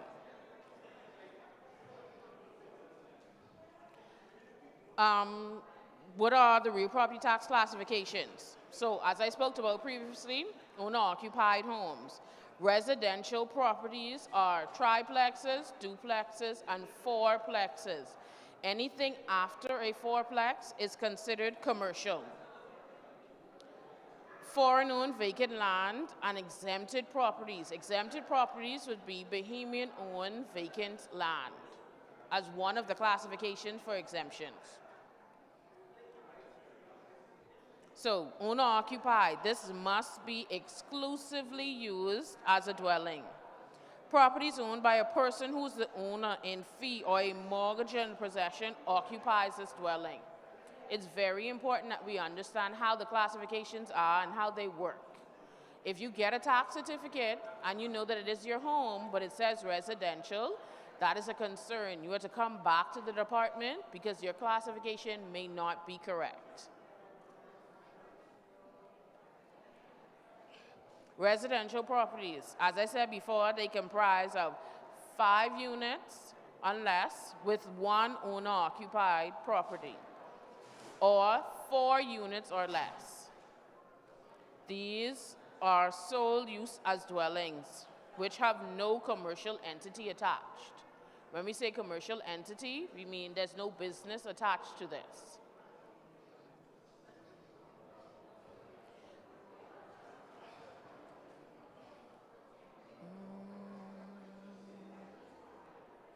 Unimproved vacant land. Non-Bahamians pay on vacant land, and land under construction owned by non-Bahamians are also treated as vacant land. So, you would have purchased a piece of property and you start your building process, and when we get there, there's not a full structure. We will have you classified as under construction, but you will not be taxed on the under construction value. Once there is a roof and windows and doors and the structure is completed, the classification will then change. If your home has not been completed and you are being taxed, that is something to come back for us to revisit to correct. It's very important that when you buy these properties, you come into the Department of Inland Revenue to register your property in your name. It's not to be taxed, it's to ensure that you have your right documentations for your home. So we say unimproved vacant land, a property which has no improvement. Properties under construction unless an occupancy certificate has been issued or the property is owner occupied. This does not include properties that carry any business activity. Do you know your assessment number and how your property is currently classified with the Department of Inland Revenue? It's very important for you to know what your assessment number is. It's also important that every year you make a change to your home, you come into the department and declare any adjustments made. If you added another portion on, if you had the house split in half, any major changes that you made, legally you should be coming to the Department of Inland Revenue every year to declare any change made to your home. Now, we have a lot of first home, as Ms. Wright spoke about, that has to be registered with the Department of Inland Revenue. It's very important that you pay attention to this portion to know what all you have to provide us with when registering your home for the very first time with the Department of Inland Revenue. Please note that everything has now been online, so we do not do in-hand registration any longer. We have a website that's on our page. You go on Inland Revenue's website. You click Real Property Tax Forms. When you scroll down to the very bottom, Submission Declaration. When declaring a home as a Bahamian, you have to ensure that you provide not just your passports, but also your NIB cards. We have a lot of Bahamians with the same names, and when you have a business and you apply for a TCC, that would also affect you. If your name is John Hanna and someone else's name is John Hanna in our system, but you're John R. Hanna, this will prevent you when it comes to your business as well. We also need to ensure that any conveyance you have is VAT stamped and recorded with the Registrar General. We are unable to put it in your name if the documentations are not registered. We will need a site plan, a current appraisal, a declaration form, and an affirmation form. An affirmation form is needed if this is your owner-occupied home. With your affirmation form, the date at the top would be the date that you would have moved into your home.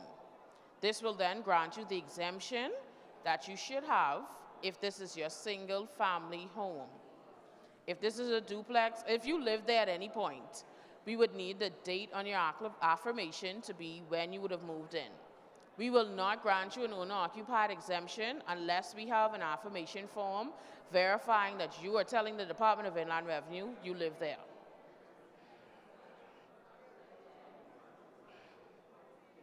For an incorporated company, this is a little bit different.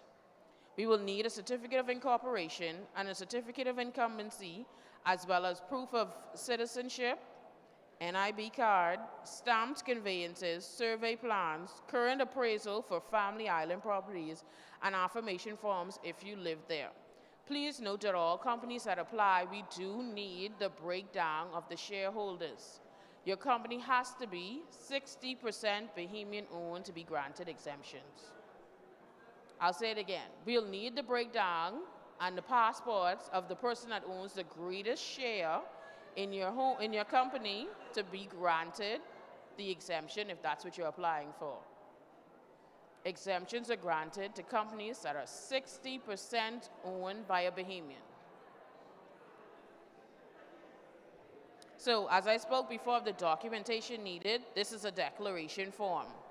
As you can see on this form, it requires you to give us the settlement, the subdivision, the block, the previous owner's name, the current owner's name, the date of acquisition, the nationality is, the market value, the type of improvement or use, an assessment number if you know what the assessment number is, as well as the access to the land and amenities.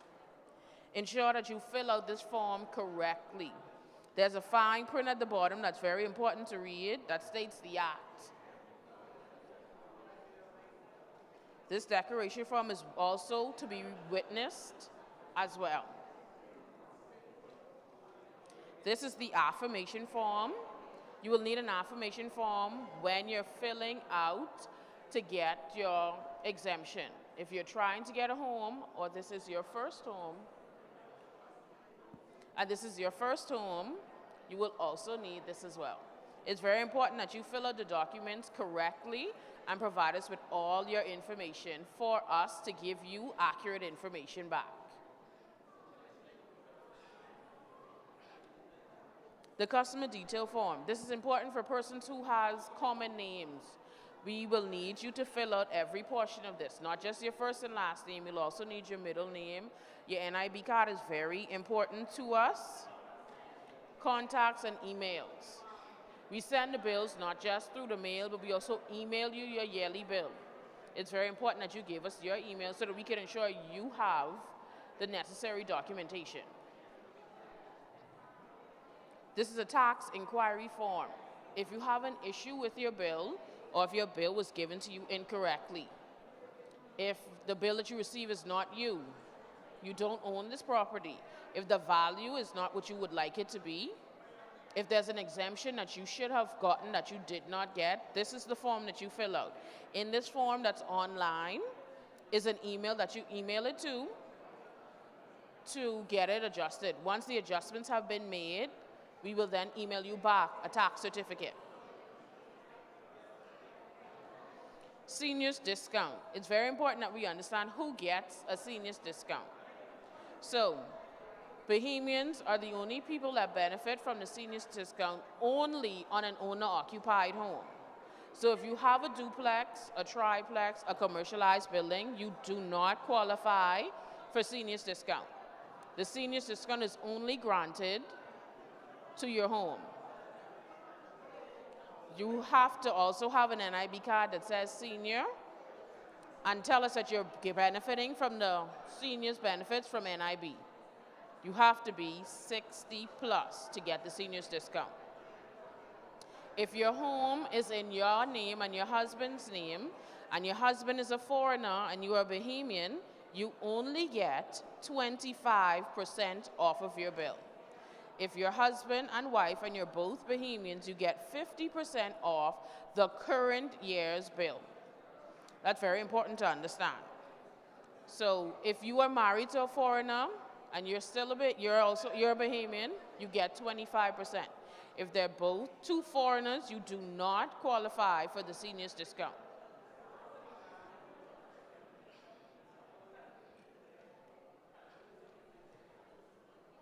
So as I said, real property tax is fully online. We are no longer accepting any paperwork except objections that I showed you before, the tax inquiry form.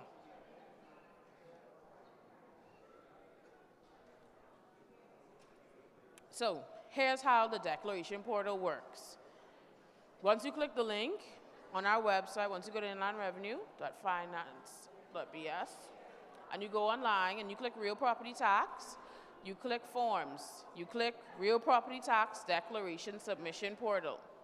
This is how it will open for you. Please note it tells you what is mandatory for this to go. So a lot of people say, well, we've applied and it takes a while, and here's how it works. So when you submit your case, it goes to admin to be reviewed. After admin, it goes to mapping. Once the mapping portion is finished, we'll know if it needs a desk assessment or a field assessment. A field assessment means someone has to go out to your property to verify the information that you've supplied the Department of Inland Revenue with. Once a field assessment is done, it's reviewed. Once it's reviewed, it'll go to a data entry officer to make the corrections, and then a billing officer like myself to calculate your bill for you, or to ensure that you have no bill because your property is in fact exempted. And then we send the tax certificate to the taxpayer. If you get your tax certificate and something's wrong, the name is spelled incorrectly, the legal description doesn't match, you're always asked to come back to the department with the documentation to have us fix it.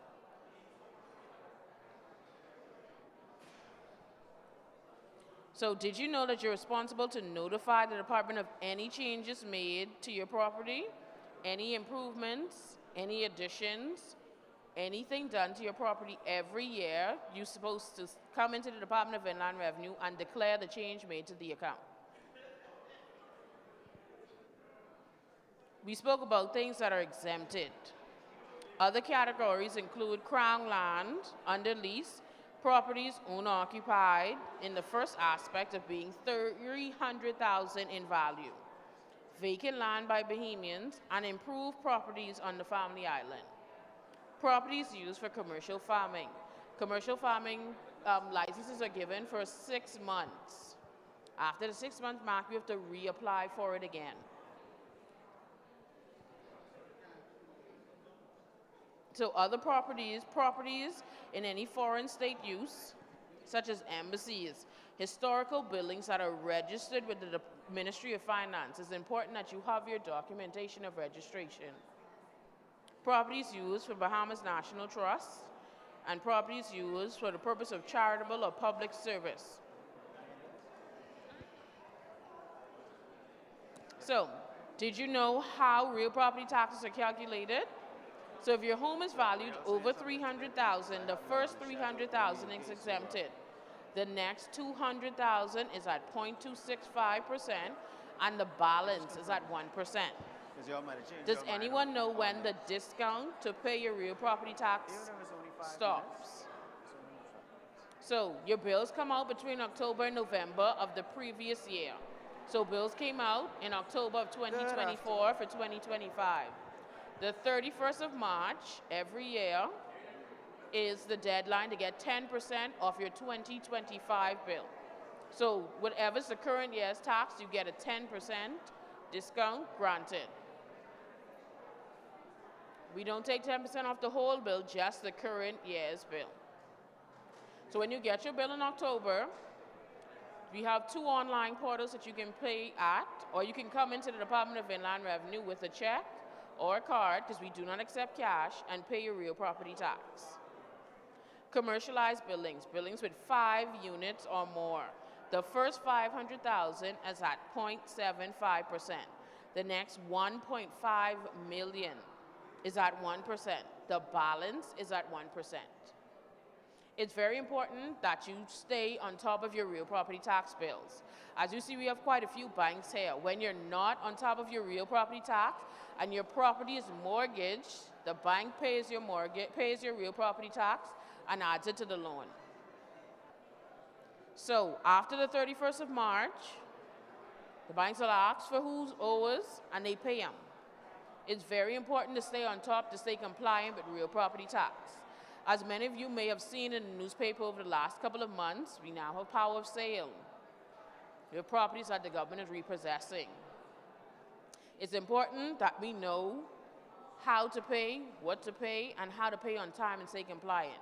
We have officers that give you payment plan options for properties that are not mortgaged. So if you do have a property that you've never paid taxes on and you don't owe the bank, our Courtesy House building, which is where the old Royal Bank used to be on Carmichael Road, is where you go. They make payment arrangements for you and they help assist. Residential buildings. Residential buildings being duplex, triplex, and fourplexes. The value at $75,000 is a flat rate of $300. After the 75 is at 0.625%. Vacant land for foreigners only. Bahamians do not pay real property tax. The first $7,000 at $100 and the balance is at 2%. Do we have any questions? Thank you, ladies. And give her another hand, man. She did an excellent job. All right, so it is 12:20. We are going to take a 20-minute break, and we'll get started again at 12.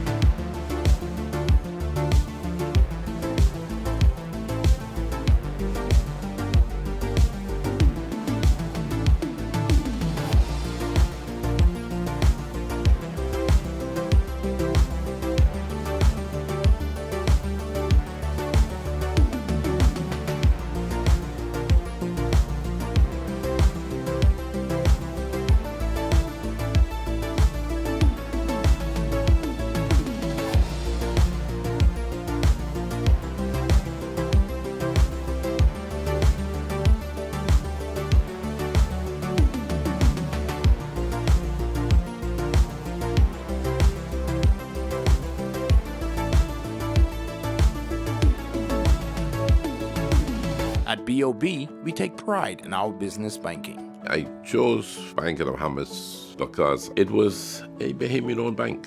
The bank has certainly supported our evolution through overdraft facilities, purchasing of equipment, facilitating of salary payments, and I really believe that Bank of the Bahamas is able to help in the development of the local economy. I would truly recommend the services at Bank of the Bahamas.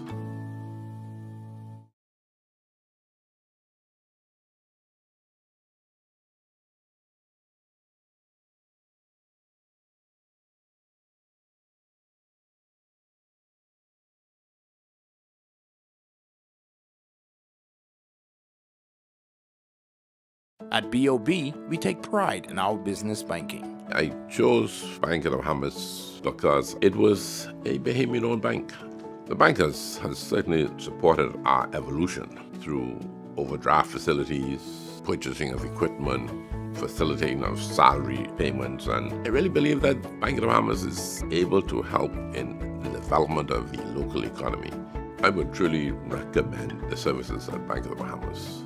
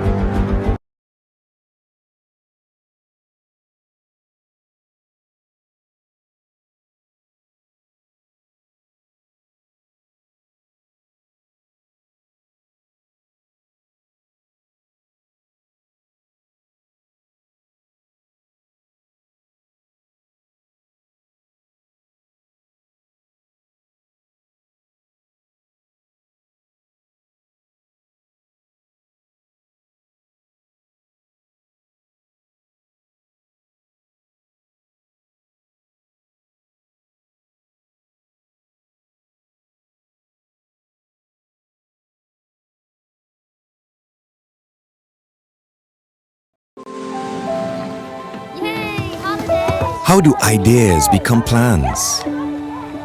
Plans become memories. So you like my new grill? And dreams become your life. This is retirement. Do you remember when hope became a house? When that house became a home? Your ideas are everything, and we're here to help make them happen. Your idea of yes, I can happens here.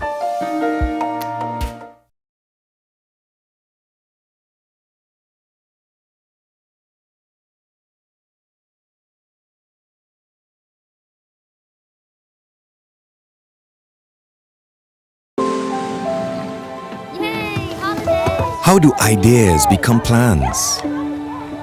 Plans become memories. So you like my new grill? And dreams become your life. This is retirement. Do you remember when hope became a house? When that house became a home? Your ideas are everything, and we're here to help make them happen. Your idea of yes, I can happens here.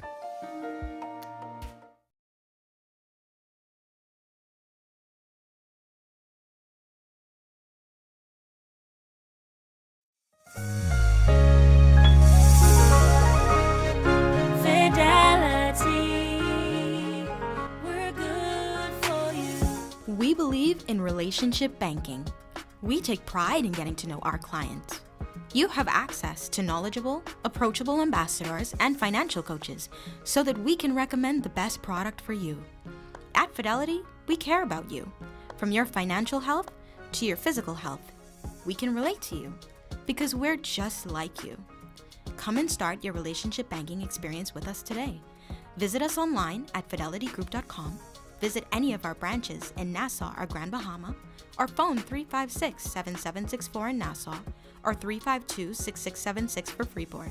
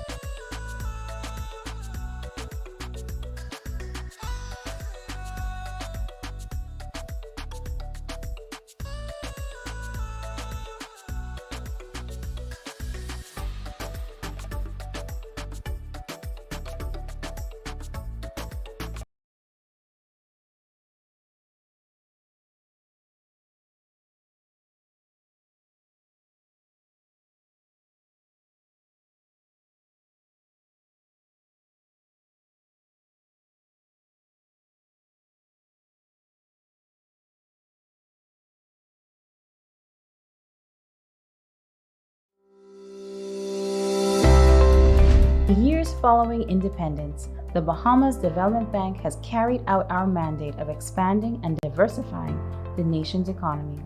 We invest in Bahamian companies from Grand Bahama in the north to Inagua in the south.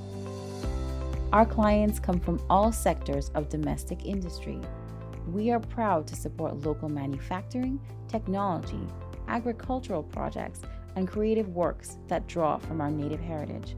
We will continue to finance inter-island transport from the mailboats of yesterday to the ships of the future. Let us power the possibilities of the new economy together. We are always looking for the next great opportunity to invest in creativity, innovation, and sustainability. Visit our website at www.bdb.gov.bs to complete your application today.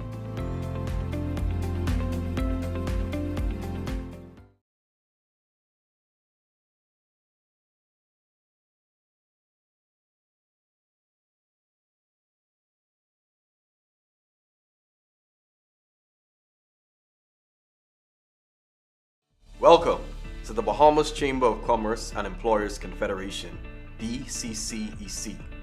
As the leading voice of the business community, our mission is simple: to ensure that businesses across our islands thrive in a competitive global economy. The BCCEC provides vital support to businesses of all sizes, from small startups to major enterprises. We advocate for policies that promote growth, connect businesses with resources, and help them navigate any challenges. By joining the BCCEC, you gain access, exclusive opportunities to connect with industry leaders, advice, expert guidance, and training tailored to support your business, and advocacy. We ensure your voice is heard at the highest levels of government. The BCCEC is a catalyst for economic development in the Bahamas. We give our members, whether large corporations or small businesses, the tools and support to succeed and grow. For decades, the Bahamas Chamber of Commerce and Employers Confederation has been a pillar of stability and progress, influencing policies, driving innovation, and fostering an environment where businesses can flourish. Join the Bahamas Chamber of Commerce today and be a part of a dynamic network that champions your business. With advocacy, resources, and connections, we're here to help you succeed.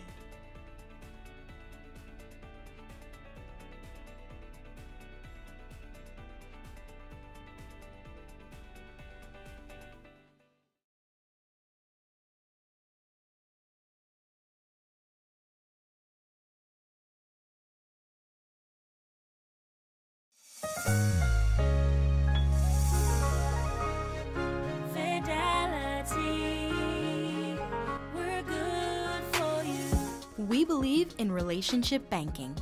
We take pride in getting to know our clients. You have access to knowledgeable, approachable ambassadors and financial coaches so that we can recommend the best product for you. At Fidelity, we care about you. From your financial health to your physical health, we can relate to you because we're just like you. Come and start your relationship banking experience with us today. Visit us online at fidelitygroup.com. Visit any of our branches in Nassau or Grand Bahama, or phone 356-7764 in Nassau or 352-6676 for Freeport.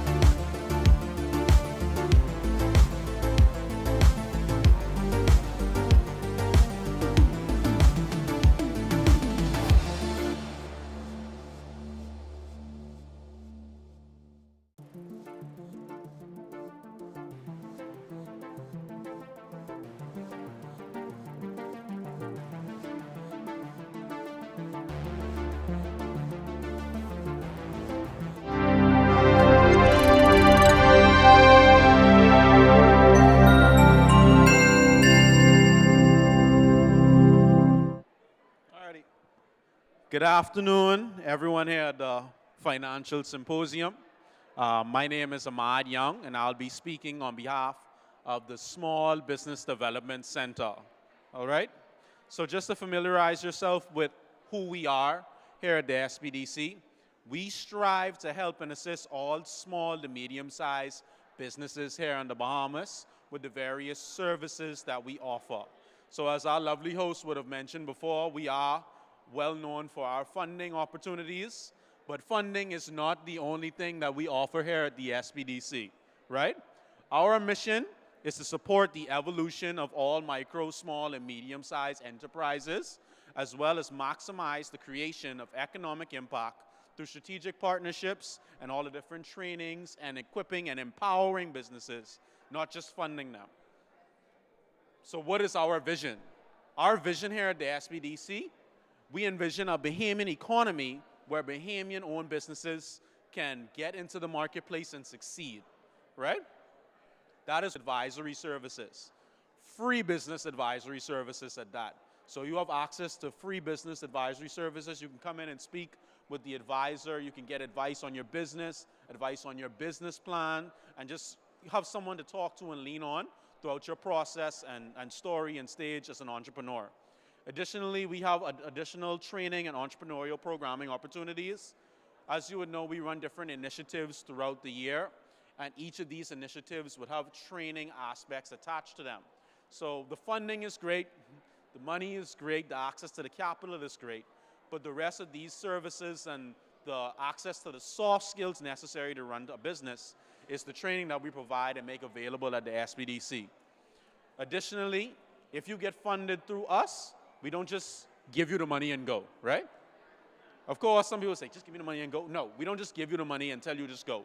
We provide mentorship and incubation. What does mentorship look like? Once you get funded through the SBDC, you are assigned what we like to call a post-funding advisor, right? Your post-funding advisor is kind of like your partner in crime. They meet with you monthly to ensure that you're hitting all your target goals that you would have mentioned and prepared in your business plan, and also make sure that if you're having any issues in business, there's someone you can lean on and hopefully use as a resource to get things that you need done, right? Additionally, we offer advocacy, and everyone knows we provide access to capital, right? Right. So throughout the year, we would run various initiatives targeting different demographics, different industries, and specific missions. So on the screen we have here, so the very first picture we would have our ALL program. These are the lovely ladies who have participated in our training, and they would have graduated and gotten their certifications through our ALL program. In the middle picture, we have what was our Creative Entrepreneurs Initiatives. They participated in some candle making, which was a lovely program and course that they have. And the very last picture, we had the Empower Men Forum, and that would have been a part of our Men in Business initiative, right? So when you hear these initiatives running, I want everyone to sign up and be on the lookout for when an initiative comes out that applies to your business. Because what usually happens with these initiatives is, yes, we'll have the training, yes, we'll have the lovely events, but what we'll also be having is grant opportunities usually attached to these initiatives, right?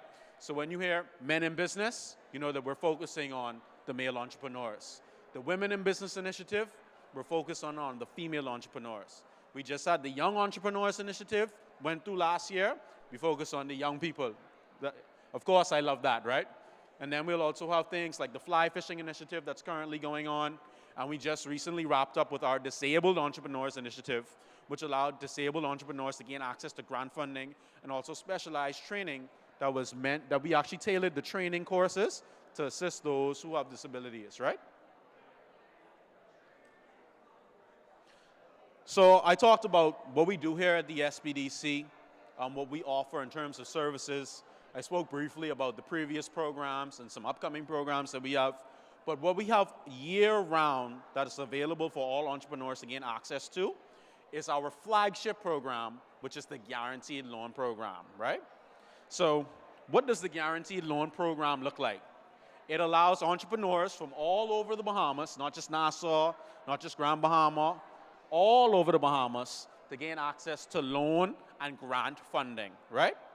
So with the grant, so with the disabled entrepreneur, with the guaranteed loan program, you can apply up to $500,000 in total funding. But in some very special cases, we can even allow up to $1 million in total requested funding, right? So when you hear the word guaranteed loan program, I know some people might think, so that means once I get approved, I guaranteed to get the loan, right? No, that is not what the guaranteed loan program looks like. So basically, if you were to walk into any financial institution, including some of our lovely institutions that we see here, as a business owner, if you want to get a business loan, the first thing they were going to ask is, well, what do you have as collateral, or what do you have to protect against this loan that you're asking for, right? And as a small to medium-sized business owner, it's hard to come up with all of that collateral in one go, especially when you're applying for a business loan. So what the guaranteed loan program allows for, upon approval through us here at the SBDC, it's an application process. We approve your business plan, we revamp the business plan, and we make sure that all your T's are crossed and your I's are dotted. Through that, you go before our investment committee, and they can approve or deny the guarantee. What does the guarantee look like? The guarantee looks like, once it's approved by our investment committee, we can guarantee 75% of your total funding requests. Now, in some specific industries that we're focusing on, we actually can guarantee up to 90% of your total funding requests. Those industries include manufacturing, fishing, agriculture, clean energy, and technology. So those industries are very special in our hearts, so they get access to a higher level of guarantee than us. So you can access, like I said, you can apply to up to $500,000 in loan funding. In some special cases, we can go up to $1 million in loan funding. And in addition to that, there is a grant component that you can apply for within the guaranteed loan program. So you can get a matching grant for up to $20,000 along with your total funding requests. So be sure to contact us. If you have any questions or queries, be sure to give us a call at 461-7232. Or if you have any further questions and you'd like to reach out via email, you can send an email to helpdesk@sbdcbahamas.com. Also visit our desk. I now will open up for questions. Hi, sorry I came late, but what are some of the requirements in obtaining the grants? So as it relates to our different initiatives and grant programs, the requirements can kind of differ depending on the initiative that's being run. So our grant programs usually go based on the initiative being run at that time. So for example, like we just wrapped up with the Disabled Entrepreneurs Initiative. So the requirement for that program to apply and get grant funding would be to have a disability and be an entrepreneur here in the Bahamas. And you'd also have to complete the training courses that we would have had online, and also would have had to attend our Disabled Entrepreneurs Forum that we had. So those would be the requirements for that particular initiative. So another example would be for the Women's Entrepreneurs Initiative that just wrapped up last year, right? That program would have required you to, one, complete the grant application. That's online. It would have required you to participate in the survey, a brief 10-minute survey regarding, the women's entrepreneurs and the issues that women entrepreneurs face here in the Bahamas. You would have to complete that survey. And then you would also have to complete the training attached to it, because we usually always have a training aspect attached to the program. We don't want to just give people funds and go. We want to make sure that they're well equipped for what they're getting access for this funding for. And then we also had an Empower Women Forum, the Women in Business Forum. And as a requirement, if you're in Nassau, we had you be mandatory that you physically come into the forum and physically attend. And for those on the Family Island, we made it necessary for them to join via Zoom in order for them to be eligible. So yes, hopefully we'll be putting that out. I can't tell you as yet when that program will be launching, but just be on the lookout. Follow our social media pages. Sign up at sbdcbahamas.com. You'll get email notifications, and once you follow us on Facebook, Instagram, TikTok, all of those things, we usually push out notifications. We have our lovely communications team. They do a great job on making sure the message gets out there. So just be on the lookout for that. Okay. If awarded a guaranteed loan, at what percentage is it paid back? The interest rate? Yeah, sorry, interest rate, yeah. So with how the guaranteed loan program works is upon approval, if you get approved through the guaranteed loan program, the interest rate is decided by whichever financial institution would like to pick up your loan. So for example, once you're approved by us, we send your entire body of work and application out to all of our strategic partners and financial institutions who partner with us, and they will come back and make an offer. And sometimes you may be able to choose based on which financial institutions are interested in picking up the loan. That is also decided by the financial institutions themselves, so specific to that. Okay. Alrighty. Great presentation. Thank you so much.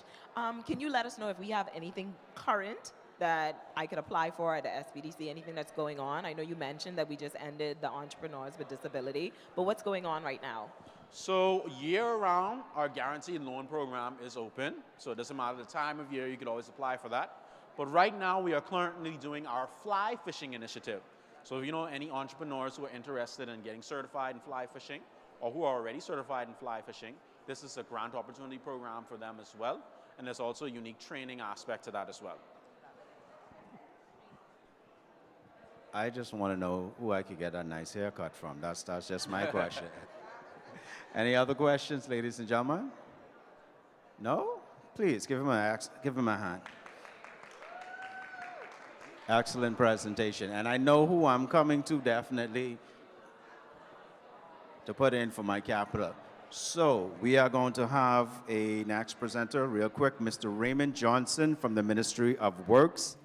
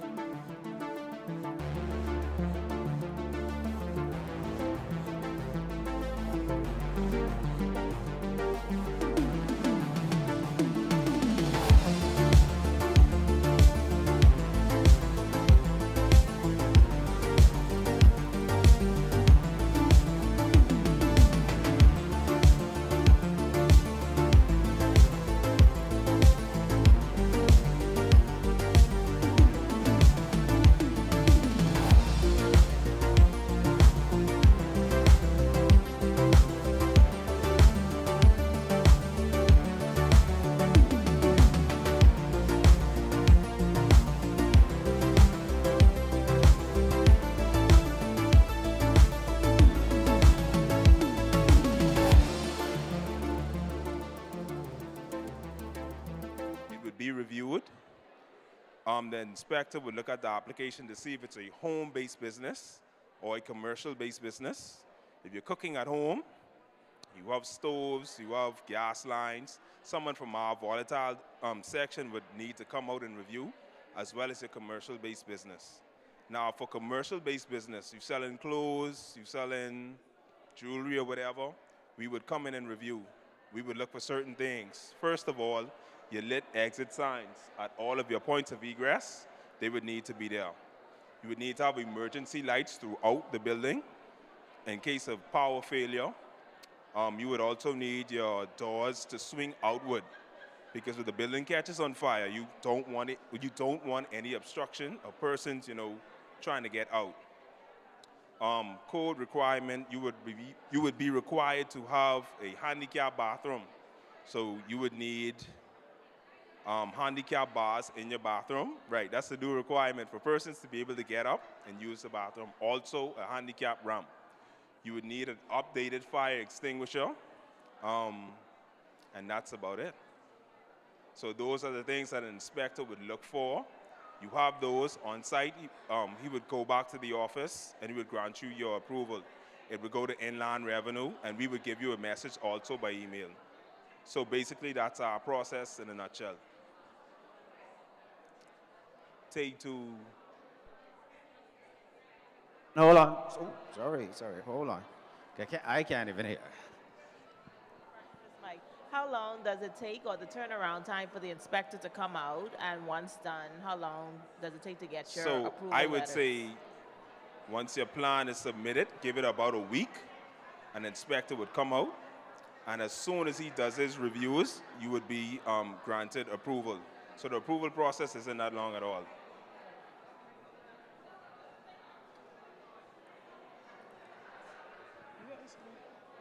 I saw a question. Y'all got me like Scooby-Doo. I smell a question. Any other questions?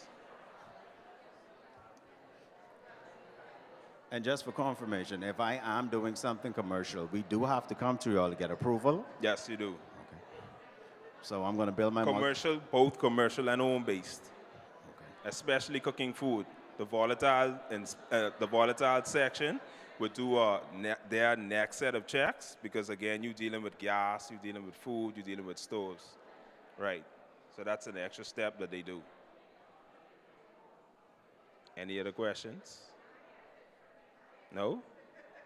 All right, good afternoon. Thank you, ladies and gentlemen.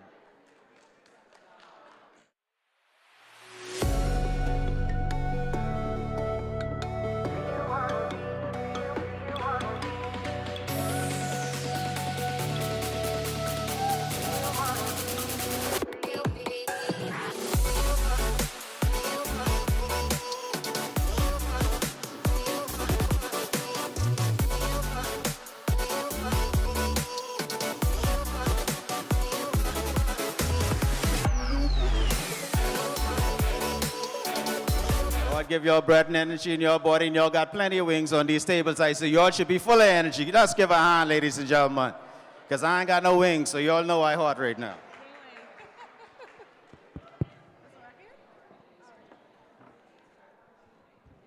Good afternoon, everybody. It is truly a pleasure to be here today. I'd like to extend a huge thank you to Inland Revenue and everybody else that's hosting this incredible symposium. It is not every day that business owners, aspiring entrepreneurs, and industry professionals get to sit in the same room, communication, and growth. At Aliv Business, our solutions are inspired by one thing: you, what you do. The business owner working hard every day and night, the entrepreneur turning vision into reality, the team leader managing operations and communication. Everything we offer is designed to help you move faster, work smarter, and stay connected. Under the Aliv brand, we offer a wide range of services, including mobile phones and mobile plans. So whether you're a team of 1 or a team of 20, we can assist you. We have portable internet devices, which are perfect for on-the-go professionals or pop-up operations. And my personal favorite is the push-to-talk devices. So these are modern-day walkie-talkies that are operated through a SIM card, and anywhere you are across island, you can connect with your team members. Through the Cable Bahamas brand, we provide reliable high-speed internet for your office, crystal clear landlines, and TV services. If you're in hospitality, or you need something in your waiting room, or you want to stay informed in between meetings, we can provide you with TV services. Now let's talk a little bit about the business in the box. So the business in the box is what you would consider your business starter kit or an upgrade kit. So we've taken the most essential plans and products, internet, landline, and cell phone, and bundle them. It's flexible, customizable, and designed to do what you need it to do. Right now, at the forefront of everything that we're doing at Aliv is our migration process. So we're migrating our existing customers onto our new Aliv fiber network.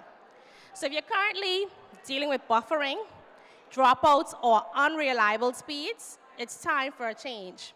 And with our fiber network, you'll get blazing fast speeds and stable connection. Plus, our commercial tech support team is local and responsive.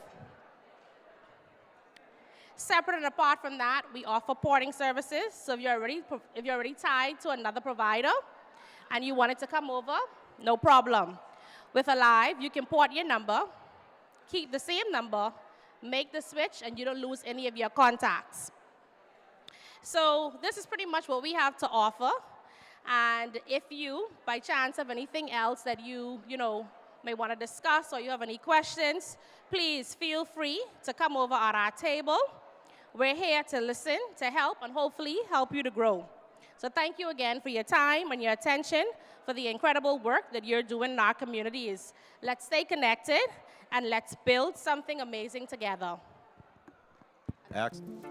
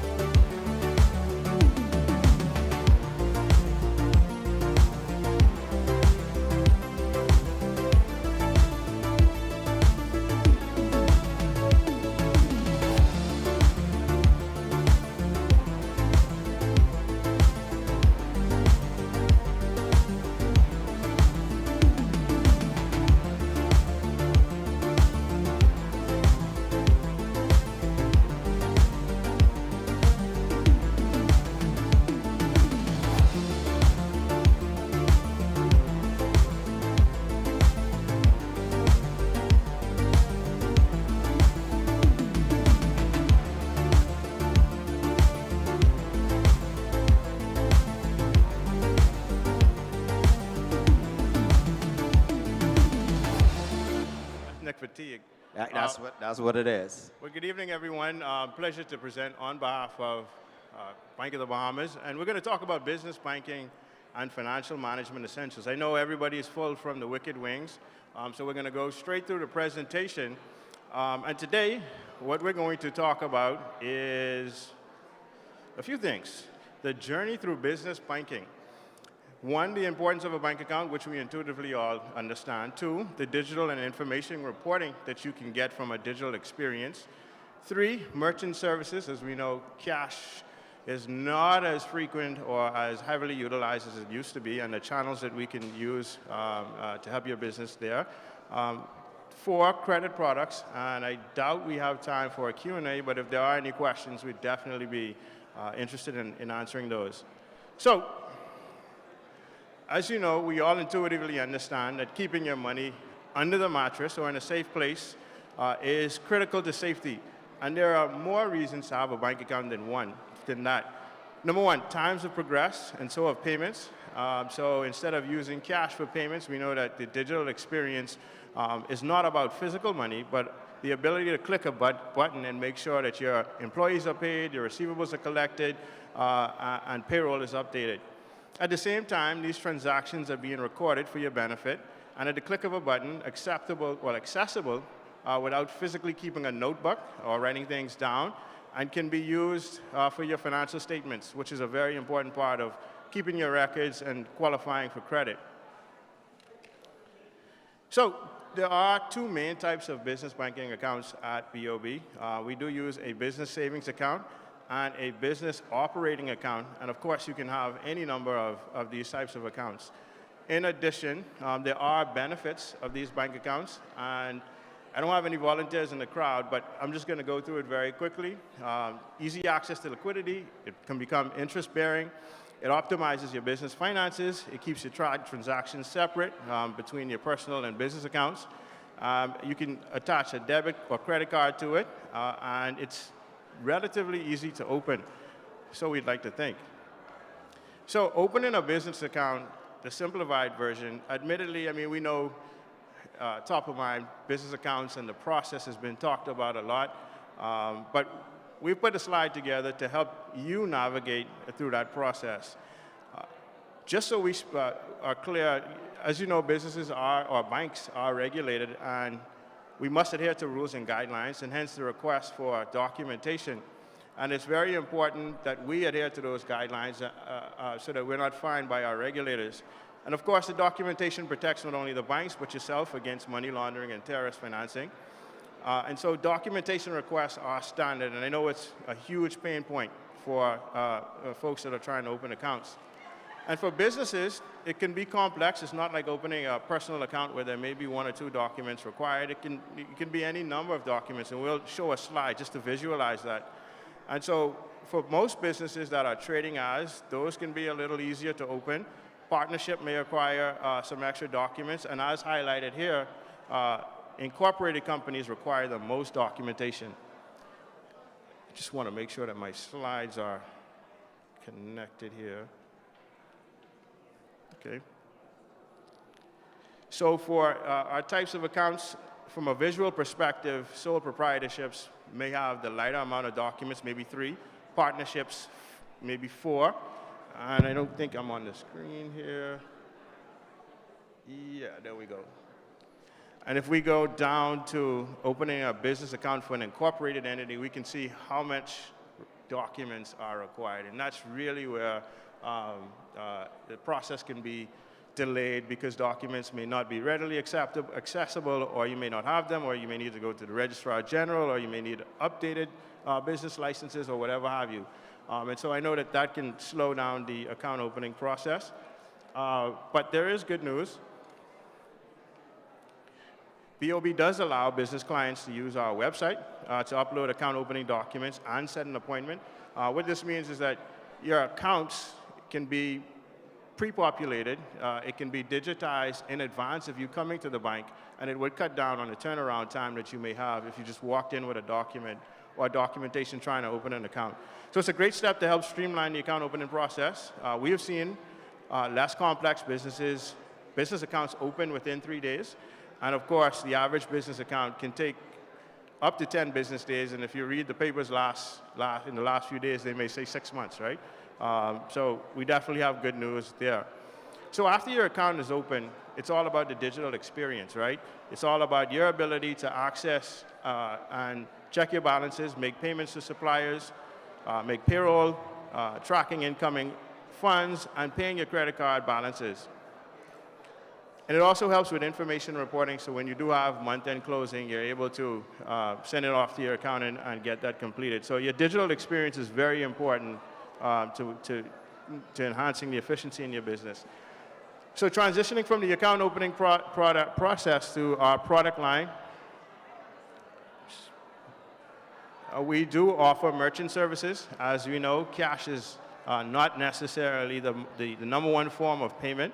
And so if you do have a business, we do have products like even Union Pay.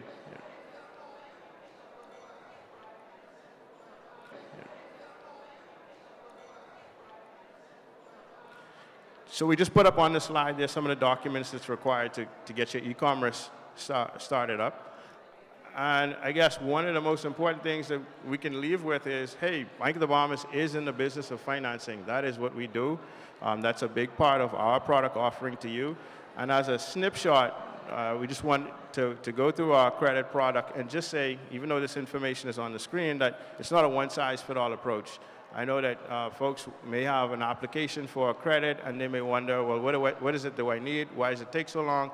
And that's because there is an evaluation process that occurs. What I wanted to highlight that, you know, when you do ask for financing, that there's a credit product match. So if you have short-term needs, you go with short-term financing. If you have long-term needs, you go with long-term financing, right? So if you need an overdraft because you're waiting on some receivables from the government or from a client, then you'd want an overdraft as opposed to a term loan. And if you're going to buy a nice piece of property to put your new commercial business, then you'd want a long-term credit product and not a short-term overdraft, which would be better suited for your needs. So in terms of what we look for, there's a typical process of underwriting that we go through, that we sit with, our relationship managers would sit with you, evaluate your business, understand your needs, and in order to do so, a typical business credit application would require financial statements and a business plan, projections, your personal statement of affairs, and if you're purchasing real estate, an appraisal. So I just wanted to make sure that we had an opportunity for any questions or answers. But the very last slide is, I know one person was taking some photos. You can take a picture of this and send this out to your friends and let them know to bloom with BOB Business. Let us help you and your business flourish. So Beaumont, I wanted it to be a quick and short presentation and leave time for any questions. Any questions? Right here. Thank you for your presentation. I was speaking to a friend the other day, and we were talking about the space of more so blockchain and crypto. And he was telling me there are some challenges with banks here, and that in terms of converting monies from that space into fiat or putting on or connecting to a bank account, there are issues. Can you speak to that? Or? In as far as just to say that we are reviewing that internally, I know that crypto and digital payments are a big part of where the industry space is going.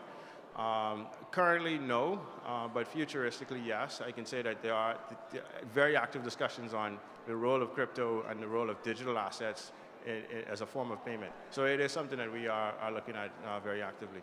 Thank you. I have a quick question. When a company, when a new company comes to you looking for financing, how far back do they usually need to have their records in order for them to even be considered to get capital for business? That's a good question. Obviously, you asked about history because history is a great predictor of future outcomes. And normally, we would look at 2 years. 3 years would even be better because then you can establish a bit of a trend. So I would say that the record should go back 2 or 3 years and in the form of financial statements. So it would be good to partner with an accountant who can prepare those for you and sit with you before you make that presentation to your bank. When considering, I would guess, where persons are looking to raise capital, what percentage of their, well, I would ask this, you look more at profit or you look at the entire turnover when considering them for their application? That's a good question. So turnover is the first source of cash flow, right? So it has to come in the business first, then you expense it out, and then you have the bottom line. And so we look at what's called an EBITDA to get an assessment of the strength of your cash flow and the quantity of your cash flow. And so that metric is used to determine, how much you can qualify for. But again, of course, the greatest predictor would be the strength of your revenue line and how that flows through the business.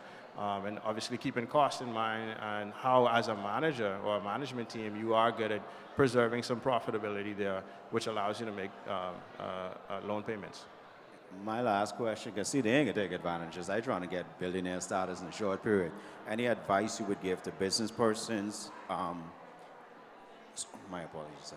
Any advice you would give to business persons looking to come to you in the process of raising capital? Because we know a lot of times a lot of new businesses have difficulties with getting financing simply because they don't have enough of a long track record.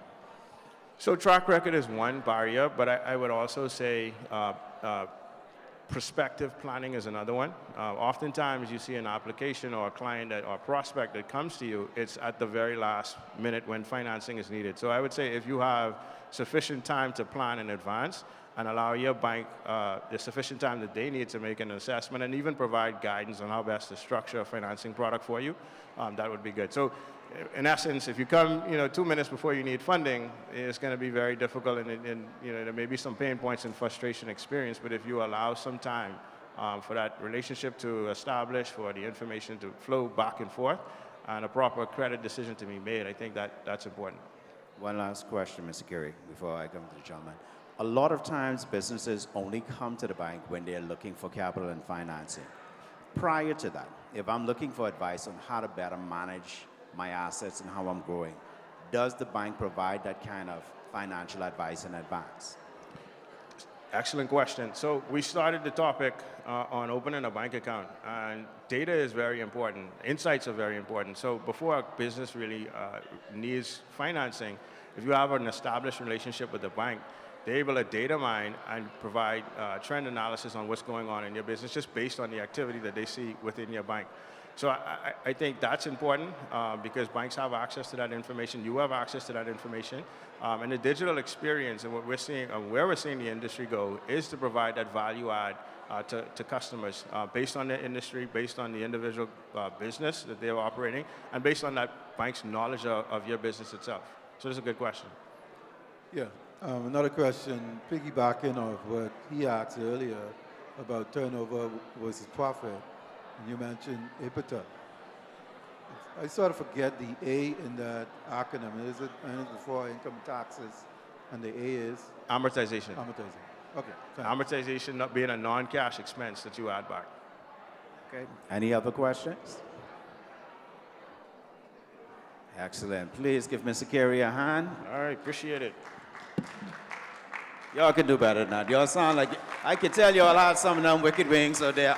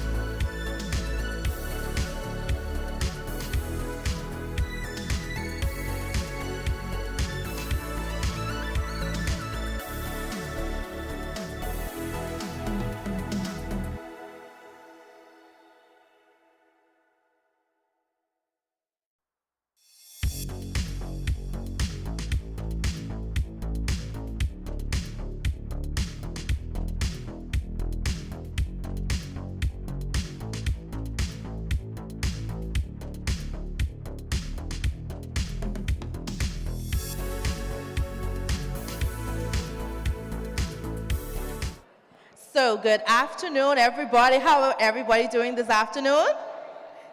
Hello? Hello? Awesome, awesome. So my name is Ms. Risha Candler Todd, Shan's Creative Invites, and I'm so happy to be here at this financial symposium as we're all working together for building stronger businesses. So I am the founder of Shan's Creative Invites. It is a home-based business. I specialize in graphic designs, marketing, and writing services. Next slide. And that's me. So I started this business with a passion for design and creating invitations and flyers. And over the years, it grew from, friends and family asking me, can you just create a little invitation for a party or something of that nature? And I grew to love it. And I more emerged into that over the years. And like I say, it grew a passion where I grew into helping businesses and entrepreneurs, like myself. So we to establish strong professional brand identities through logos, business cards, banners, booklets, flyers, and marketing materials to elevate your brand. Next slide. So the services that we do offer, as you can see here, booklets, flyers, marketing materials, writing services, logos, business cards, banners, and events tickets. So beyond design, I also have over 24 years in experience of office administration, so I also provide writing services. So helping businesses or helping persons to get that professional touch in communication, just to get a clear understanding. So you may want to write a letter to maybe a public entity or a private entity, and to make sure that the communication is clear and precise, you can bounce your ideas to me and I can create a professional standard letter, and also something that can help persons connect with their target markets. Next slide. So, why branding matters? And these are some of the services, like I said, that I offer. So those are just samples of flyers, certificates, and tickets for events. So you have a nice, clean, crisp image and things that will capture the eye. So why branding matters? So I would just say first impressions count. Before you even introduce yourself, your brand is already speaking for you. A business card, logo, or a flyer reflects your professionalism and your credibility. Also, customers are visual beings. Persons love to see graphics, high-class designs, high-quality branding that builds trust and recognition. A polished brand can make the difference between winning or losing a customer. Next slide. How Shan's Creative Invites supports entrepreneurs? Well, I'll tell you. I help businesses to stand out by offering affordable, high-quality designs, professional branding without breaking the bank, fast turnaround and personalized service, and I work directly with clients to bring their vision to life. And also compelling, like I said earlier, compelling writing services, professional letters, business proposals, slogans and taglines that connect with your audiences.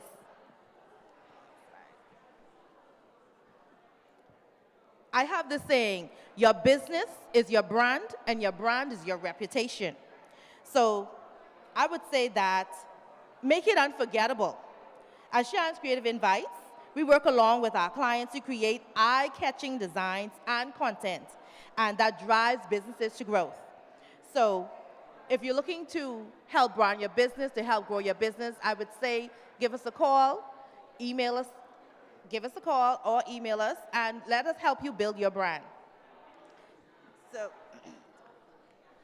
now we're going to take our conversation even further, and it is my pleasure to introduce Ms. Calpurnia Campbell, who is the CEO and marketing strategist of Create the Beauty.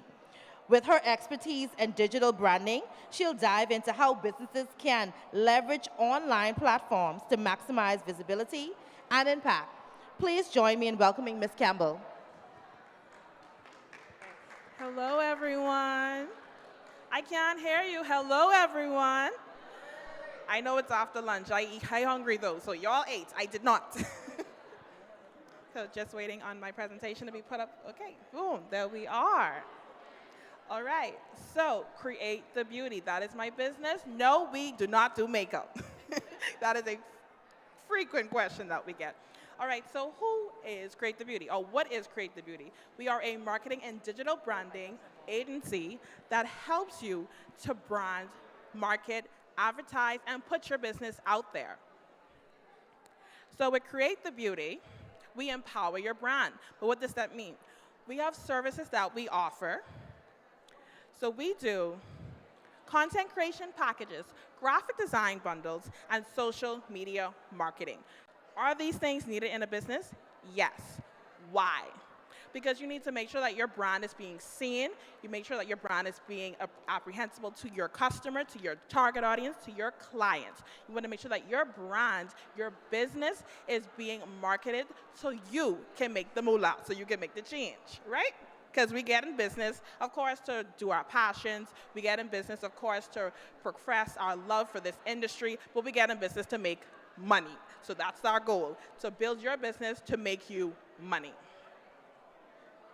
So we also offer training for marketing assistants. So if you don't want to utilize our services, we will help you do it yourself. We also are getting into event planning. So we're going to help you put on events for your business, because people don't really know that another way to market your business out there is to bring and utilize event services. Because if you plan an event, someone now has to come to you to utilize your service. Someone now has to come to you to ask questions. They now have to experience. And what you will never forget, if you forget my number, if you forget my name, you will never forget how I treated you, how I served you, and what experience I gave you. So that's another way your business can be utilized for marketing services as well. So what is our goal?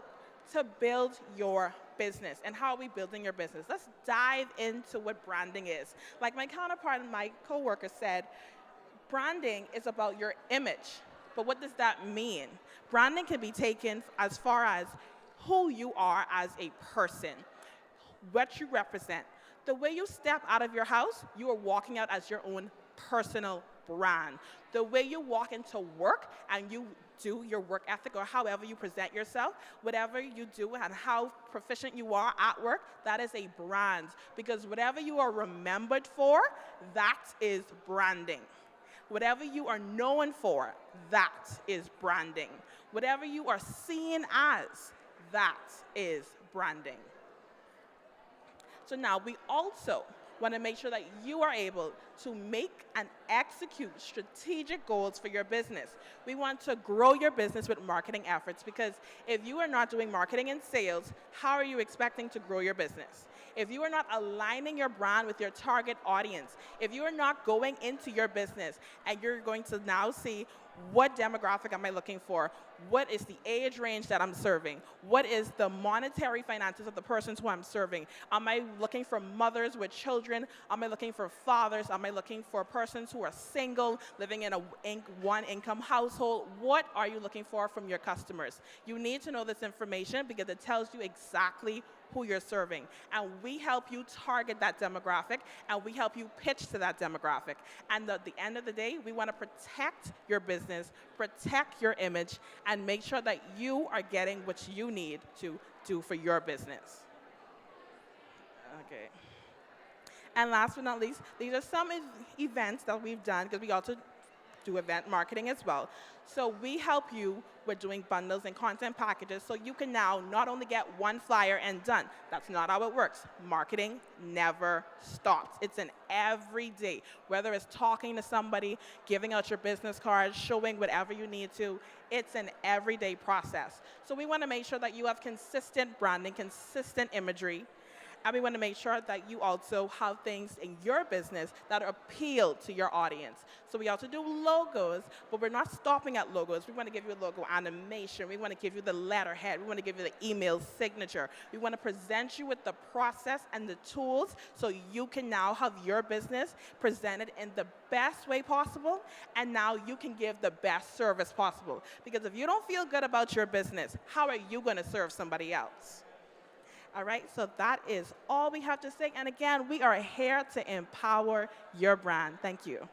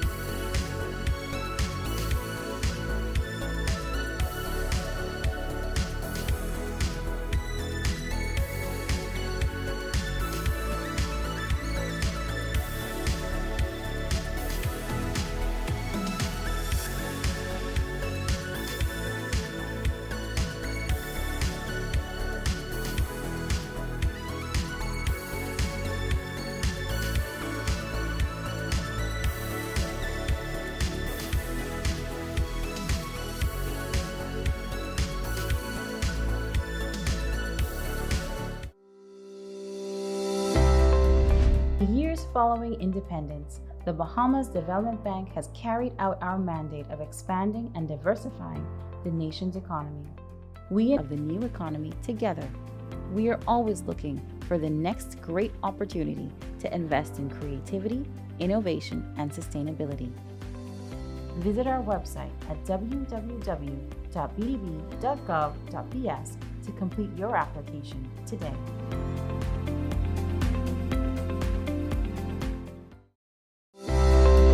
Since independence, the Bahamas Development Bank has been mandated to expand our nation's economy. We invest in Bahamian companies from Grand Bahama to Inagua. Our clients come from all sectors of local industry, from manufacturing to agriculture to the creative industries to the mailboat that brings it all to you. We are always looking for the next great opportunity to invest in creativity, innovation, and sustainability. Visit our website today to apply.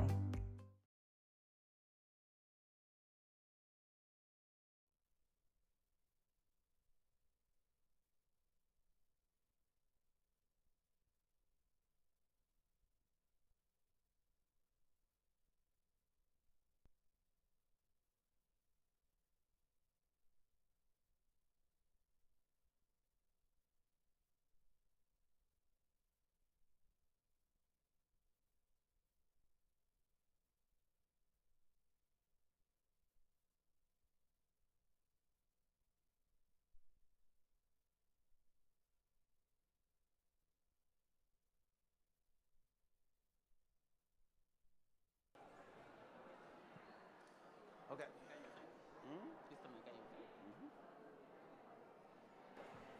And what I said, as you turn here.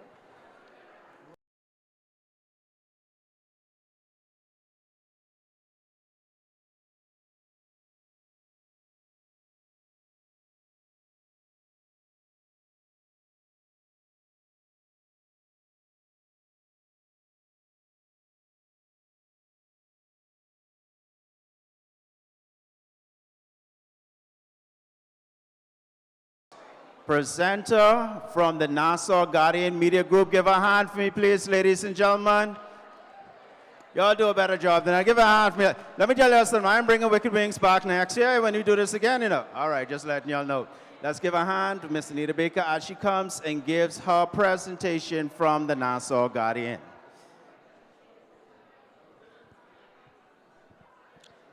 Happy Tuesday, everyone.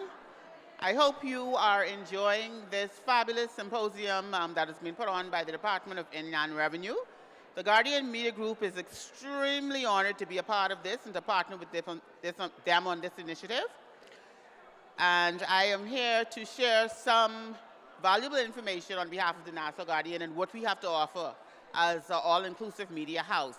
My name is Anita Roll, and I'm the Executive Sales Administrator for the Guardian Media Group.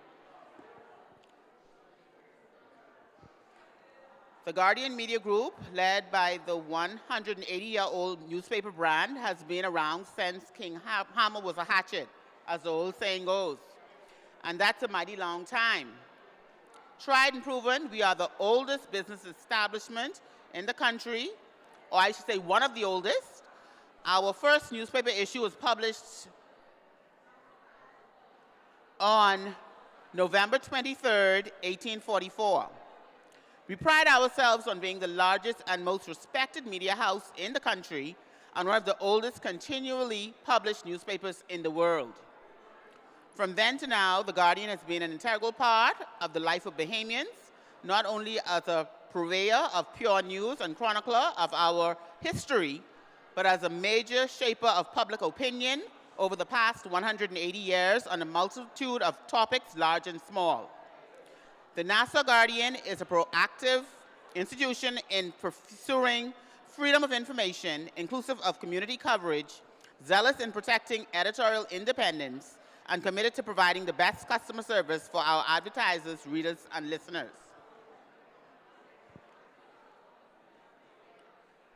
Now, I know you would think, what is the impact of newspaper advertising, especially in this digital era? Technology continues to change the way we do things. From the way we contact our loved ones to the development of life-altering medications, there's no denying the vast technological impact on our daily lives. As marketers establish their brands online, they may neglect the unique benefits of traditional marketing strategies like those of newspaper advertising. The truth is, print is alive, not dead. Advertising strategists are taking advantage of newspaper advertising to maximize their advertising mix, and here's how. Reasons why you should advertise in the newspaper. One, you have active readers, and those readers are going to be very much interested in, what page the ad is going to be on, what size the ad is, and all of the particulars. It's also improved affordability. We are here whereby we can tailor packages to suit any budget. and we are trustworthy and also a safe brand, tried and proven. Not to mention that we also have increased print to web traffic. So we can be very creative in terms of using QR codes, whereby you can have your QR codes printed in the newspaper, and that can drive traffic to your digital platforms. We also can actually print call to actions, CTAs, in the newspaper as well. That can actually direct traffic to various platforms as well.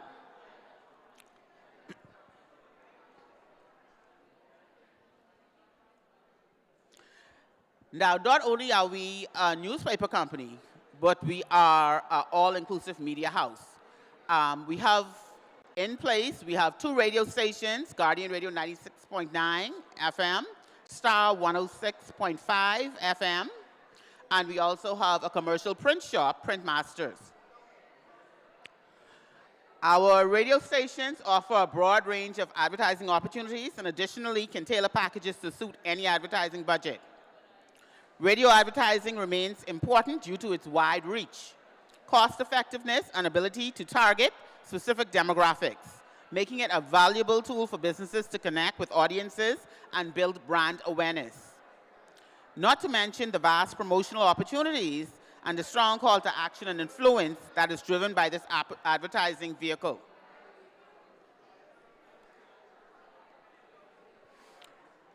We have the 10 golden rules, or benefits, I should say, of radio advertising, or why you would want to consider placing an ad on Star 106 or Guardian Radio.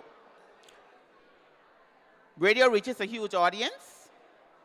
Radio is targeted, so you can actually have ads specifically geared for your target audience, and it can be at a certain time of the day. If you want to be in the ride time traffic, if you want to be early in the morning, if you want to be in the weekends only, we can tailor that to meet whatever your needs are based on your target market or what your brand or company is. Radio actually cuts through as well. Okay, and when I say that, it is the medium that people spend the most time with throughout the day, providing ample opportunity for a message to reach its audience. If you think about it, and media surveys reflect this, that radio listeners are far less likely to tune out when the ads come on the radio compared to television. You ask yourself, how many times do you change the channels or get up from your seat when the ads come on TV, or do you do the same when you're listening to the radio?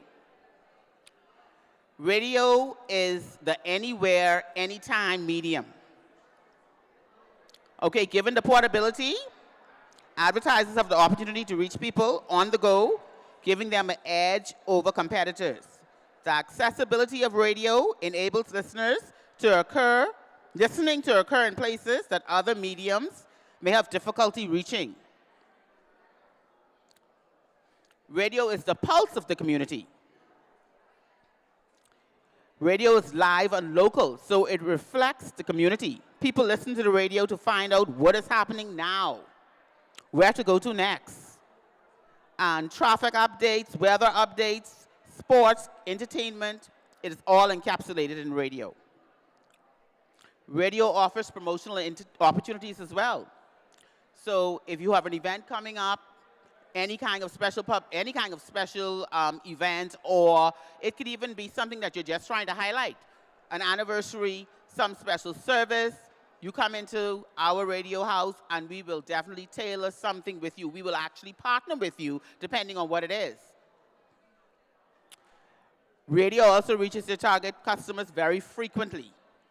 So you can get a radio ad to play from 1 time a day to 20 times a day, depending on your budget. Of course, the more frequency, the more returns you would most likely get on your investment. Radio is also flexible and immediate. So when we say that, a radio commercial can be created quickly without the production and delays of other media. And radio provides a strong call to action, whereby you can put an ad on or you could even come on the station, because we also have where you can come on a show and have an interview, and you can right there on site sell event tickets, tell the public what you'd want them to do. Come in today, come in tomorrow, call now, and you will get that response.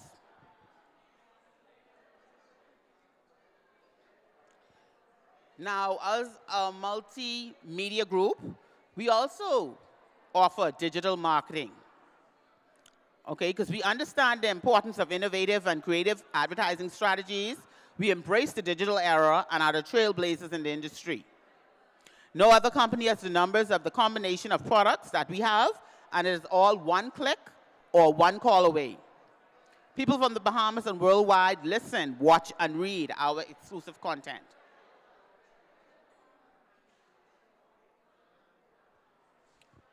Marketing is all about connecting with the audience at the right place and at the right time. That is key.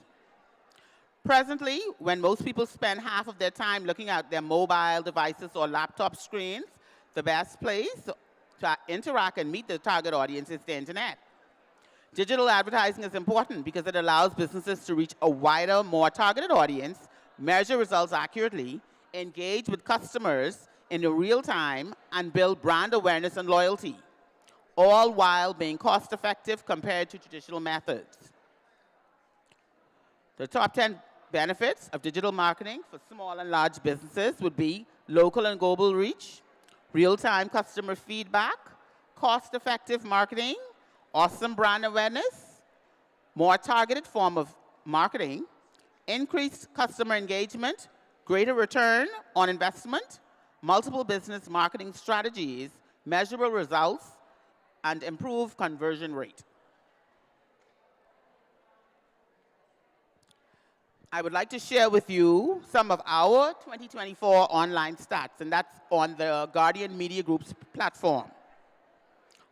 In 2024, we had 136,000 verified subscribers and followers to the Guardian's content. We had 3,500,000 visits to our content on our Guardian digital platform. We had 7 million times in 2024. The Guardian content reached phones and computers. Over 1 million interactions by the public was made to our content, and 86% of our subscribers and followers are between the ages of 25 and 64 years of age. For clients who would like to expand beyond our borders and go internationally, 30% of our subscribers and followers are in the United States. Our radio station streaming has verified listeners in over 100 countries.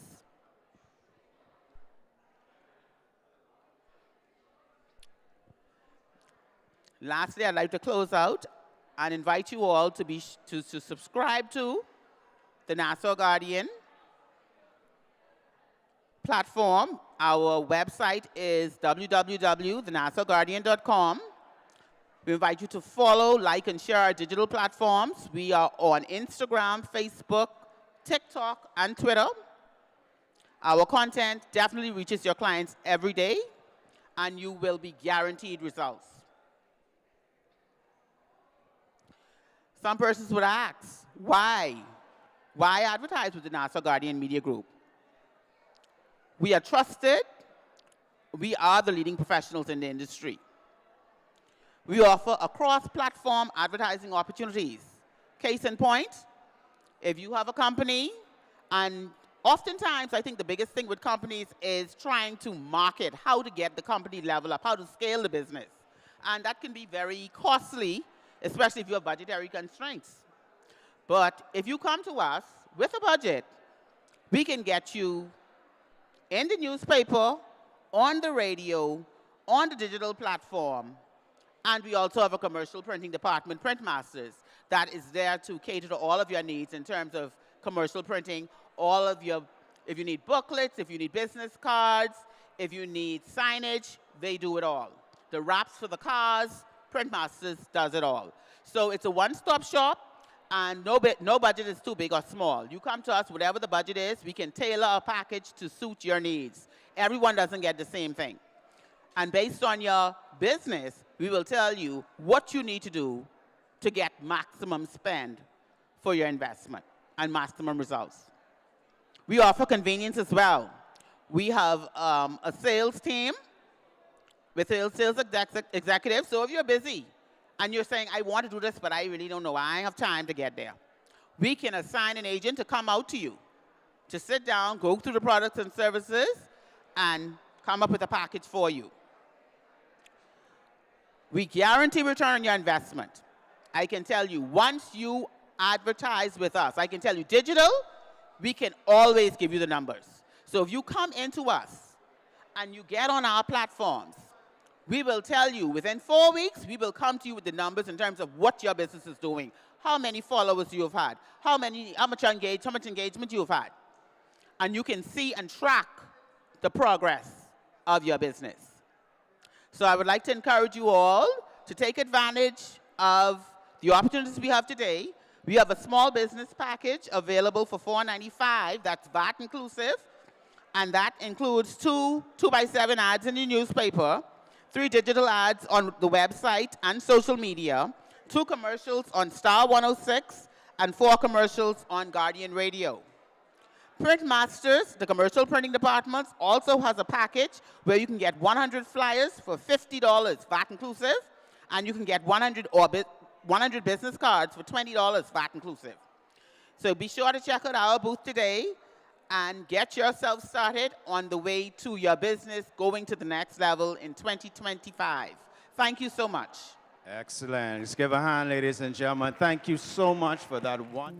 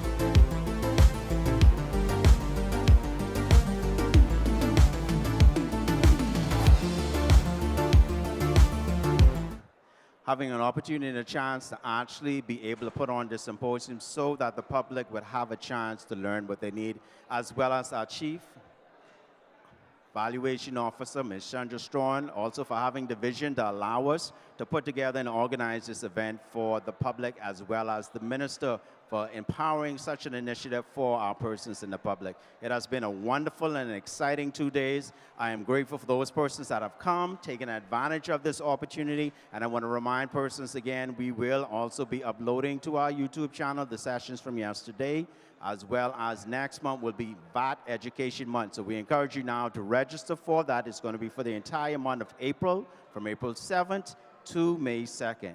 I want to thank you again for tuning in for these last few days and for participating and being a part of this. Thank you so much.